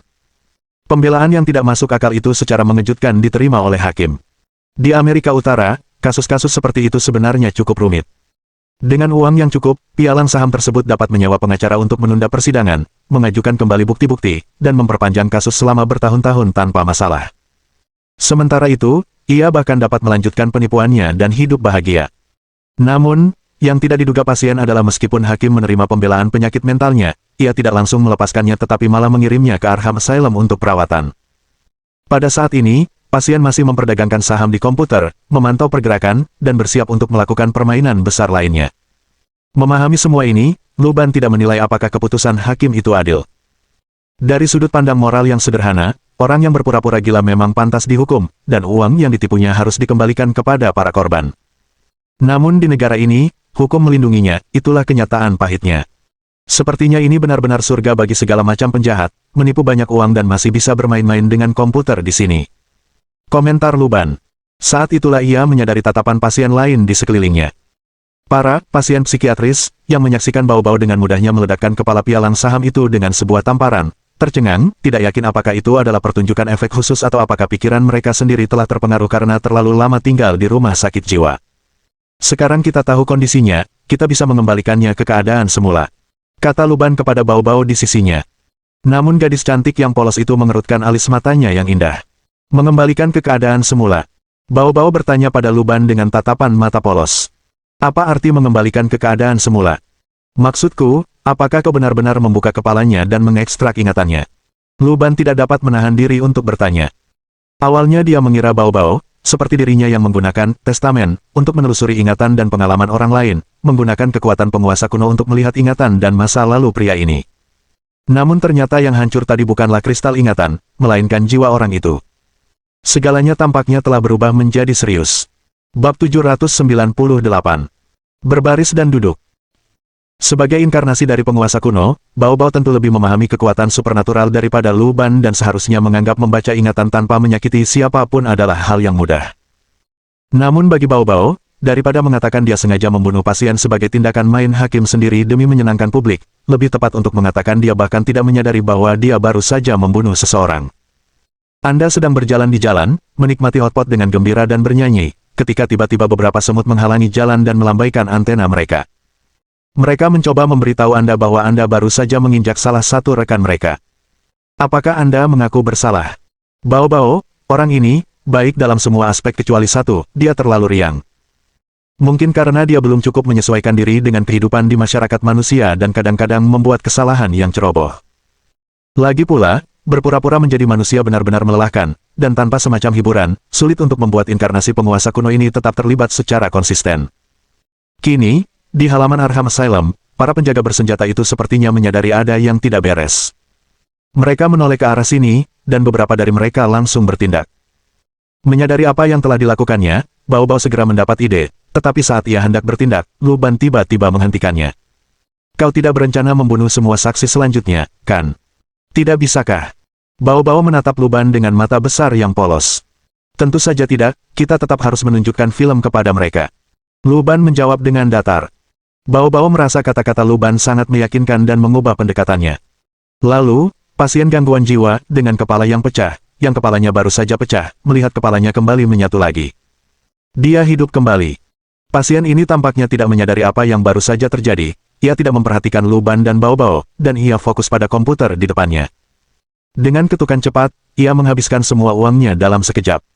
Entah ia menyumbangkannya ke badan amal atau hanya membeli puluhan ribu balon untuk menutupi lubang di lapisan ozon di Antartika, hal itu di luar pengetahuan Luban. Namun, Luban memperhatikan sesuatu yang kotor di belakang leher pria itu. Seolah-olah ada zat putih lengket yang menempel di sana. Setelah diperiksa lebih dekat, tampak jelas bahwa zat itu telah keluar dari bawah kulit pasien, seperti jerawat, dan di dalam jejak itu terdapat seutas benang. Benang ini menggantung vertikal, memanjang ke ketinggian langit yang tak terbatas, suatu ujung yang tidak diketahui siapapun. Orang ini, bagaikan boneka, tidak melakukan tindakan apapun setelah menyelesaikan tugas yang diberikan dan hanya menatap kosong ke layar, mirip boneka yang tidak terkendali dan tidak punya tuan. Melihat hal itu, para petugas keamanan tidak datang, mereka kembali ke posisi mereka. Para pasien tidak menaruh simpati pada tontonan itu, dan berpikir lebih baik mengurusi urusan sendiri, mereka mungkin juga menganggap apa yang baru saja mereka lihat sebagai halusinasi. Itulah yang mereka pikirkan dalam benak mereka. Masalah kecil, masalah kecil. Bao-Bao membusungkan dadanya sambil berkata, bukankah aku mengesankan? Pasien lainnya, tidak yakin dengan apa yang baru saja mereka saksikan, memperhatikan kedua orang itu dengan waspada. Luban pergi ke kantor dokter dan mendapati seorang dokter sedang bermalas-malasan, asyik bermain solitaire dan hampir mencapai tahap akhir. Dokter. Interupsi tiba-tiba dari Luban mengejutkan sang dokter, yang langsung menutup permainan. Sang dokter memiringkan kepalanya, menatap Luban, merasa lega setelah menyadari bahwa yang datang bukan seorang supervisor, tetapi kemudian ia menjadi bingung. Begini, kami staf festival film Miskatonic, dan kami ingin menayangkan film kepada pasien di rumah sakit untuk memberikan sedikit kebahagiaan selama mereka dirawat di rumah sakit. Luban langsung berkata, putar film. Kamu sudah buat janji dengan dekan? Dokter bertanya. Luban melihat Bao-Bao bersiap maju, siap memukul kepala dokter pemalas ini dengan telapak tangannya, tetapi dia buru-buru menghentikan gadis itu. Aku akan mengurusnya, ucap Luban, lalu dengan santai merobek selembar kertas dari meja di sebelahnya. Setelah itu, pulpen perak, testamen, dengan cepat menuliskan kata-kata di atasnya. Secari kertas yang akan membuat siapapun yang membacanya setuju dengan kata-kata yang ditulis oleh penanda tangannya, sederhana dan praktis. Luban menandatangani namanya sendiri di kertas itu dan, saat dia menyerahkannya kepada dokter, berkata, kami ada janji dengan dekan. Tolong beri kami peralatannya, seharusnya ada peralatan yang dibutuhkan untuk pemeriksaan di luar ruangan di sini. Mengambil catatan dari Luban, sang dokter tampak bingung sejenak. Lalu, seolah setengah mengerti, dia mengangguk dan menunjuk ke arah kunci-kunci yang tergantung di dinding. Kunci ketiga dari kiri untuk gudang, tempat proyektornya berada. Gudangnya ada di ujung koridor. Terima kasih banyak, tolong berikan saya buktinya, kata Luban sambil mengambil kembali kertas itu. Hingga Luban dan Bao-Bao pergi, sang dokter nampaknya tidak bereaksi, hanya menatap kosong ke arah pintu. Keduanya segera mengambil proyektor dan layar besar. Amerika Utara gemar menonton film di luar ruangan, terutama dengan tradisi budaya mobilnya. Seringkali, kencan pertama pasangan muda yang mesra bukanlah di bioskop remang-remang, melainkan di bioskop drive-in terbuka yang memutar film-film lama. Hanya butuh sedikit uang, popcorn, dan 2 gelas besar cola untuk menikmati malam yang indah. Oleh karena itu, rumah sakit juga memiliki peralatan seperti itu. Luban dan Bao-Bao segera memasang layar. Hal ini menarik perhatian banyak pasien. Di luar, pasien-pasien ini adalah penjahat, sangat kejam dan keji, dan jumlah orang yang mereka bunuh bersama mungkin hampir setara dengan jumlah 1 batalion yang diperkuat. Uang memungkinkan mereka untuk bertahan hidup di rumah sakit jiwa. Menghadapi tindakan Luban, mereka menunjukkan sedikit rasa jijik. Semuanya, silakan duduk, jangan berebut tempat, filmnya akan segera dimulai. Luban berteriak. Tak seorang pun menanggapinya, semua orang sibuk dengan kegiatannya masing-masing. Luban berpikir sejenak, lalu mendekati seorang penjaga keamanan. Sambil menyerahkan catatan berisi namanya kepada penjaga, Luban juga angkat bicara. Pinjamkan aku senjatamu sebentar. Penjaga itu mengambil catatan itu dengan ekspresi bingung, tetapi segera menjadi tercengang dan secara otomatis menyerahkan senapannya kepada Luban. Luban mengambil pistolnya, berdiri di depan layar, dan tanpa ragu, menembak ke langit. Ledakan. Suara tembakan itu langsung menarik perhatian para pasien. Beberapa pria kulit hitam bahkan langsung meletakkan tangan mereka di belakang kepala dan berjongkok, semulus gerakan-gerakan ini yang telah terkode dalam DNA mereka. Semuanya, kemari dan duduk, jangan berebut tempat, filmnya akan segera dimulai. Luban berkata dengan ramah. Siapa kamu? Seorang pasien botak, yang tampak mampu menangani perkelahian, berteriak pada Luban. Luban tidak menjawab, hanya melepaskan tembakan di dekat kaki pria itu. Ledakan. Pasien botak itu langsung melompat berdiri, menatap Luban dengan tidak percaya. Silakan cari tempat duduk. Luban memperlihatkan senyumnya. Para pasien saling berpandangan, lalu satu persatu mereka berjalan ke halaman, duduk dengan patuh seperti anak taman kanak-kanak. Lagi pula, dibandingkan dengan dirinya sendiri, pria ini lebih terlihat seperti orang gila. Tidak seorang pun tahu mengapa dia menunjukkan film itu kepada mereka, lebih baik tidak mengambil risiko tertembak dan kemudian, melalui tuntutan hukum, menjadi teman satu bangsal di rumah sakit yang sama. Melihat ini, Luban sangat puas. Bab 799. Lihat, kenapa tidak lihat? Melihat semua orang berbaris dan duduk, dengan tangan bertumpu di paha, seperti siswa sekolah dasar yang mempersiapkan diri untuk hari olahraga, Luban merasa sangat bersyukur. Tampaknya pasien-pasien gangguan jiwa ini memang kaya raya, dan berpendidikan tinggi, sedangkan mengapa mereka berakhir dalam keadaan seperti itu, Luban yakin bahwa, selain usaha pribadi, hal itu tidak terlepas dari dukungan negara. Setelah mengutak-atik mesin, Luban segera bersiap untuk memulai penyaringan. Film pertama memuat unsur-unsur cerita menegangkan dengan tema rakyat, tetapi cerita rakyat dari Eropa dan Amerika sebenarnya cukup mendasar, pada dasarnya merupakan versi lanjutan dari penyaluran roh, dengan banyak simbol yang lebih menjijikkan daripada menakutkan. Bola mata, plasma darah, anggota tubuh yang terputus, segala macam gambar terbatas muncul. Setelah menonton film tersebut, Luban merasa temanya cukup unik, sementara alur ceritanya relatif umum, di sisi lain, akting para karakternya cukup bagus. Secara keseluruhan, ia merasa film ini layak untuk ditonton. Dia menuliskan komentar ulasannya, lalu melirik ke arah pasien gangguan jiwa. Pasien-pasien ini bersikap acuh tak acuh, seperti siswa sekolah menengah yang berdiri di taman bermain di bawah terik matahari dengan suhu 35 derajat, mendengarkan kepala sekolah berbicara tentang prestasi kerja dan kejayaannya di masa lalu. Tampaknya mereka tidak begitu peduli dengan film ini. Ia merenungkan bahwa mungkin banyak dari pasien gangguan jiwa ini adalah penjahat ulung, dan jumlah orang yang tewas dalam film itu mungkin tidak sebanding dengan jumlah korban yang telah dibunuh beberapa pasien.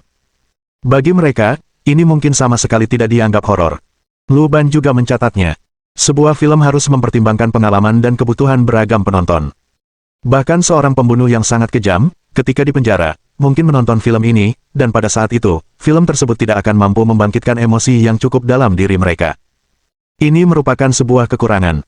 Sebuah film yang bagus seharusnya mampu membuat penontonnya, baik yang memiliki pengalaman relevan atau tidak, merasakan sesuatu yang berbeda dan tersentuh setelah menontonnya.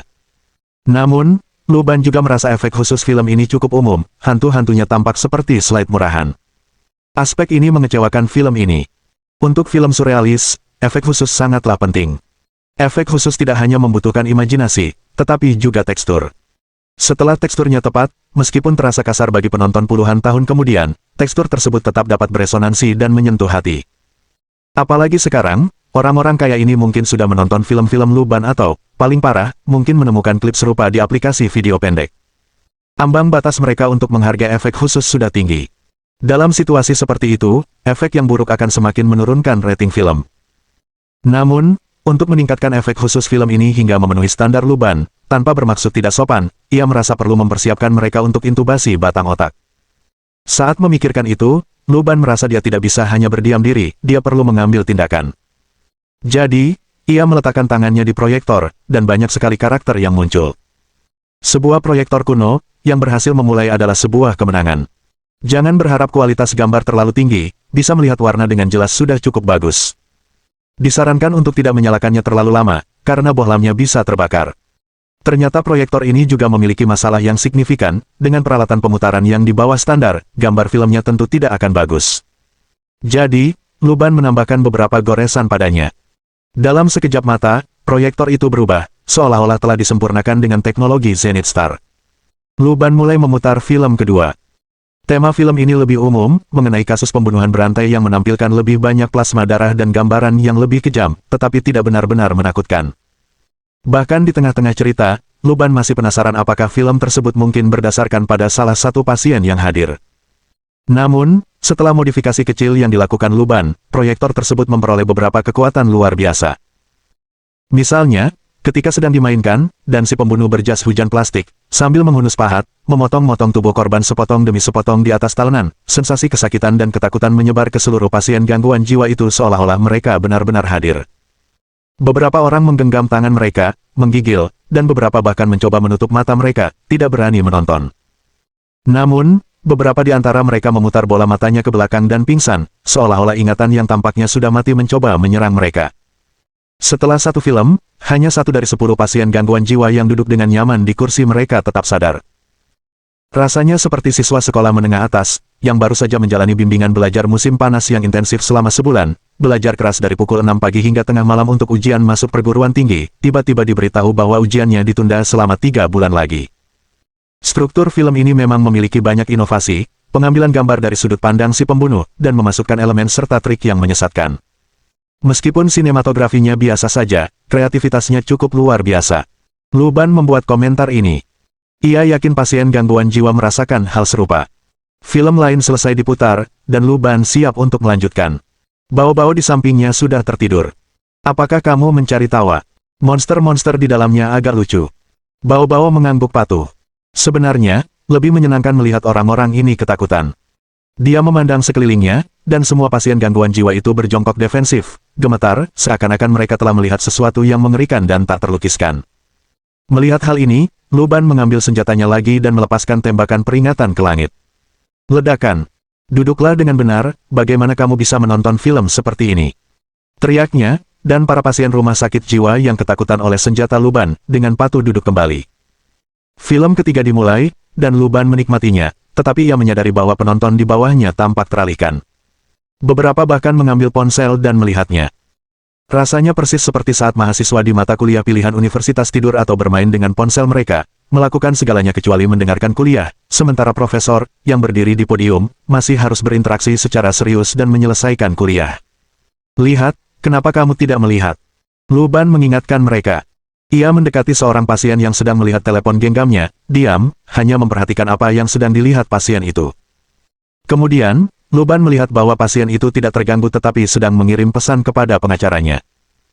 Cari cara untuk mengeluarkanku dari rumah sakit jiwa sialan ini, ke penjara, kemanapun boleh, bolehkah aku mengaku, aku akan mengakui kejahatan apapun, aku akan menyerahkan diri, tempat ini terlalu menakutkan.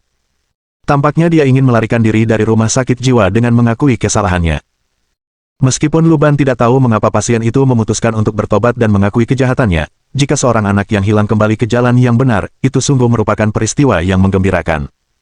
Lu Ban menunggu dia selesai berkomunikasi dengan pengacaranya, lalu menepuk bahunya dengan lembut. Kamu melakukannya dengan baik, aku memutuskan untuk menunjukkan film lain kepadamu. Kata Lu Ban. Mendengar kata-kata Lu Ban, wajah pasien itu menjadi pucat pasi. Bab 800. Perbuatan berjasa. Lu Ban muncul dari bioskop Arkham. Saat dia meninggalkan Arkham Asylum, hari sudah pagi berikutnya. Sinar matahari dengan lembut membelai rumah sakit jiwa yang diselimuti kabut, entah bagaimana menyingkapkan sentuhan kebenaran, kebaikan, dan keindahan dunia ini. Lu Ban merasa sangat puas. Ia telah menonton beberapa film bagus, meskipun tentu saja, di antara film-film yang diulas, ada juga beberapa yang membosankan dan klise. Namun, kekurangannya tidak menutupi kelebihannya, dan kegembiraan yang dibawa oleh kreativitas manusia membuat Lu Ban merasa tenang. Adapun Bao-bao, dia juga merasa puas, karena telah berpesta sepanjang malam. Sensasi yang ditimbulkan oleh film-film proyektor yang luar biasa dan rasa takut dipaksa menontonnya oleh Lu Ban, semua emosi ini menjadi makanan terbaiknya. Keesokan paginya, puluhan pasien dipulangkan dari Arkham Asylum, beberapa di antaranya telah tinggal selama 5 atau 6 tahun tanpa sembuh. Kini, Lu Ban berhasil memulihkan mereka ke keadaan normal hanya dengan menonton film, memungkinkan mereka mendapatkan kembali kehidupan yang semestinya, yang memang merupakan perbuatan baik. Suatu alasan untuk merayakan. Begitu keluar dari rumah sakit, Lu Ban segera menyerahkan pendapat peninjauannya kepada komite peninjau di seberang jalan. Sedangkan untuk upacara penghargaan berikutnya, dia tidak lagi berminat untuk berpartisipasi. Lu Ban selalu percaya bahwa untuk menyukai seorang kreator, seseorang tidak perlu berinteraksi langsung dengan mereka karena yang kita hargai adalah karya mereka. Kreator itu sendiri mungkin memiliki beragam karakter, yang dapat mengubah perspektif kita terhadap sebuah karya yang awalnya kita kagumi, sehingga tidak lagi dapat melihatnya secara murni, dan dengan demikian kehilangan semangat asli dari sebuah karya. Misalnya, ada orang yang suka mengidolakan para kreator, mendewakan mereka, dan menyetujui segala sesuatu yang dihasilkan oleh kreator favoritnya. Hal ini pada akhirnya membentuk lingkaran tertutup yang tidak toleran terhadap pendapat orang lain. Para kreator yang tidak berpikiran jernih mungkin akan bersikap manja di dalamnya, yang menghambat kemajuan mereka. Penggemar mengira bahwa mendukung seorang kreator tanpa mempedulikan kualitas karyanya adalah bentuk dukungan, tetapi hal ini sebenarnya dapat membuat mereka menjadi berpuas diri dan menghambat pertumbuhan kreator tersebut. Demikian pula, wajar saja jika seseorang punya prasangka buruk terhadap suatu karya yang disukainya, jika kebetulan penciptanya punya pendapat yang bertentangan dengan mereka dalam beberapa hal kecil, yang akhirnya memengaruhi apresiasi mereka terhadap karya tersebut. Setelah menonton film-film tersebut, Luban tidak berniat berteman dengan para kreator tersebut, terutama karena khawatir pendapatnya dapat memengaruhi kreativitas mereka. Meninggalkan komite, Luban juga merasa sudah waktunya untuk mengakhiri perjalanannya ke Miskatonic. Dia dan Bao-Bao dengan santai memilih restoran dan memesan 2 sarapan sederhana. Saat sedang sarapan, dia melihat seorang pria duduk di dekatnya, membaca buku tentang evolusi kepercayaan kuno. Di era ini, jarang sekali melihat seseorang membaca buku fisik di luar ruangan, dan Luban menganggapnya cukup baru. Setelah memperhatikan beberapa saat, dia melihat pemuda itu juga sedang membuat catatan di buku. Meja lelaki muda itu telah disiapkan dengan secangkir kopi panas dan sepotong roti lapis yang baru dimakan setengah, seolah-olah dia telah melupakannya di tengah-tengah makan. Tiba-tiba muncul inspirasi, dan Luban menghampirinya untuk melihat catatan pemuda itu. Mereka cukup profesional. Tentu saja, bagi Luban, yang telah mengenal hakikat dunia yang sebenarnya, semua itu tampak dangkal atau mungkin keliru. Namun, sebagaimana seseorang tidak boleh mengabaikan mekanika Newton dalam kondisi makroskopis kecepatan rendah karena penemuan teori relativitas, teori dan pemikiran ini tentu memiliki nilai sebagai referensi sebelum pengetahuan domain asing terungkap. "Idemu cukup bagus," kata Luban tiba-tiba. Mendengar suara di belakangnya, pemuda itu berhenti menulis dan berbalik menatap Luban. "Saya menemukan bahwa persepsi orang-orang tentang laut bisa sangat bervariasi karena perbedaan daerah, yang menurut saya cukup menarik, jadi saya menuliskan beberapa pemikiran saya sendiri." Pemuda itu dengan cepat mengucapkan pidato yang panjang, dan Luban mendengarkan dengan saksama, sementara Bao-Bao di sebelahnya makan dengan konsentrasi yang sama.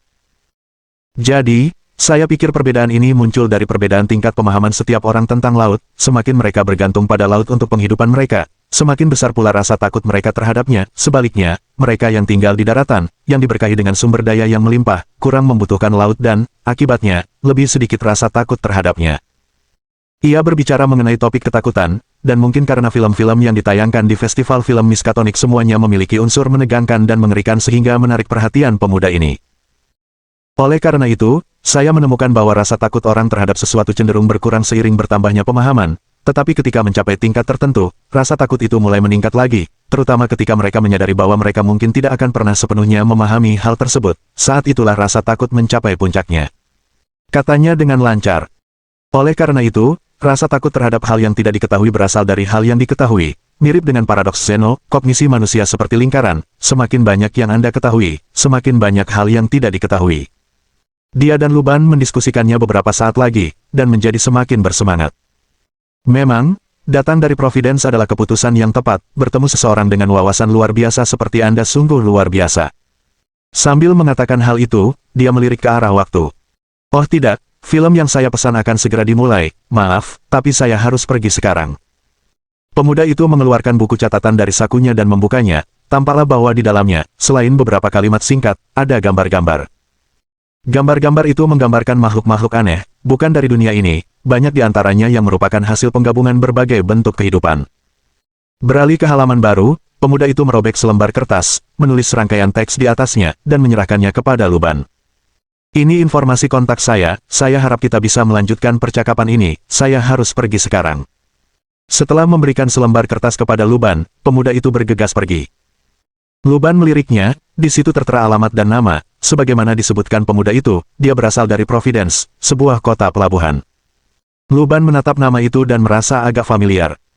Jika ada kesempatan, ia bisa merekomendasikan beberapa literatur dalam bahasa lain kepadanya, bahkan mungkin mengirimkan Bintang Fajar kepada pemuda itu agar ia bisa merasakan suasana di negeri asing. Ini hanyalah selingan singkat dalam perjalanan pulang Luban. Setelah membeli beberapa hadiah kecil di bandara dekat Boston, dan naik pesawat, Luban segera kembali ke Jiangcheng. Dan Bao-Bao melompat ke laut di tengah perjalanan dan menghilang tanpa jejak. Dia mentraktir Qin-Tian-Tian makan, membawakannya beberapa patung Buddha asing sebagai hadiah, dan Luban kembali ke rumahnya yang manis dan hangat. Beberapa hari kemudian, saat menonton siaran langsung upacara penghargaan festival film Miskatonic, Luban melihat kata-kata dingin dan acuh tak acuh dari Silen Lens muncul di bidang penglihatannya. Persyaratan tugas, pengaruh jaringan sihir, 10 juta per 10 juta. Tugas selesai. Mohon dukungan dari omom ante-ante sekalian, buat subscribe atau sharekan novel Mimin ke Facebook kalian, agar channel Mimin bisa terus berkembang. Dengan begitu, Mimin bisa lebih semangat untuk up novel seru lain ke depannya. Buat teman-teman yang sudah subscribe dan sharekan novel Mimin, Mimin ucapkan terima kasih sebanyak-banyaknya. Sekiranya teman-teman menghadapi masalah video diputar dalam bahasa Inggris, coba tukar kepada bahasa Indonesia original melalui cara ini. Semasa mendengarkan, pencet tombol setting di atas kanan video, pilih audio track dan tukar bahasa.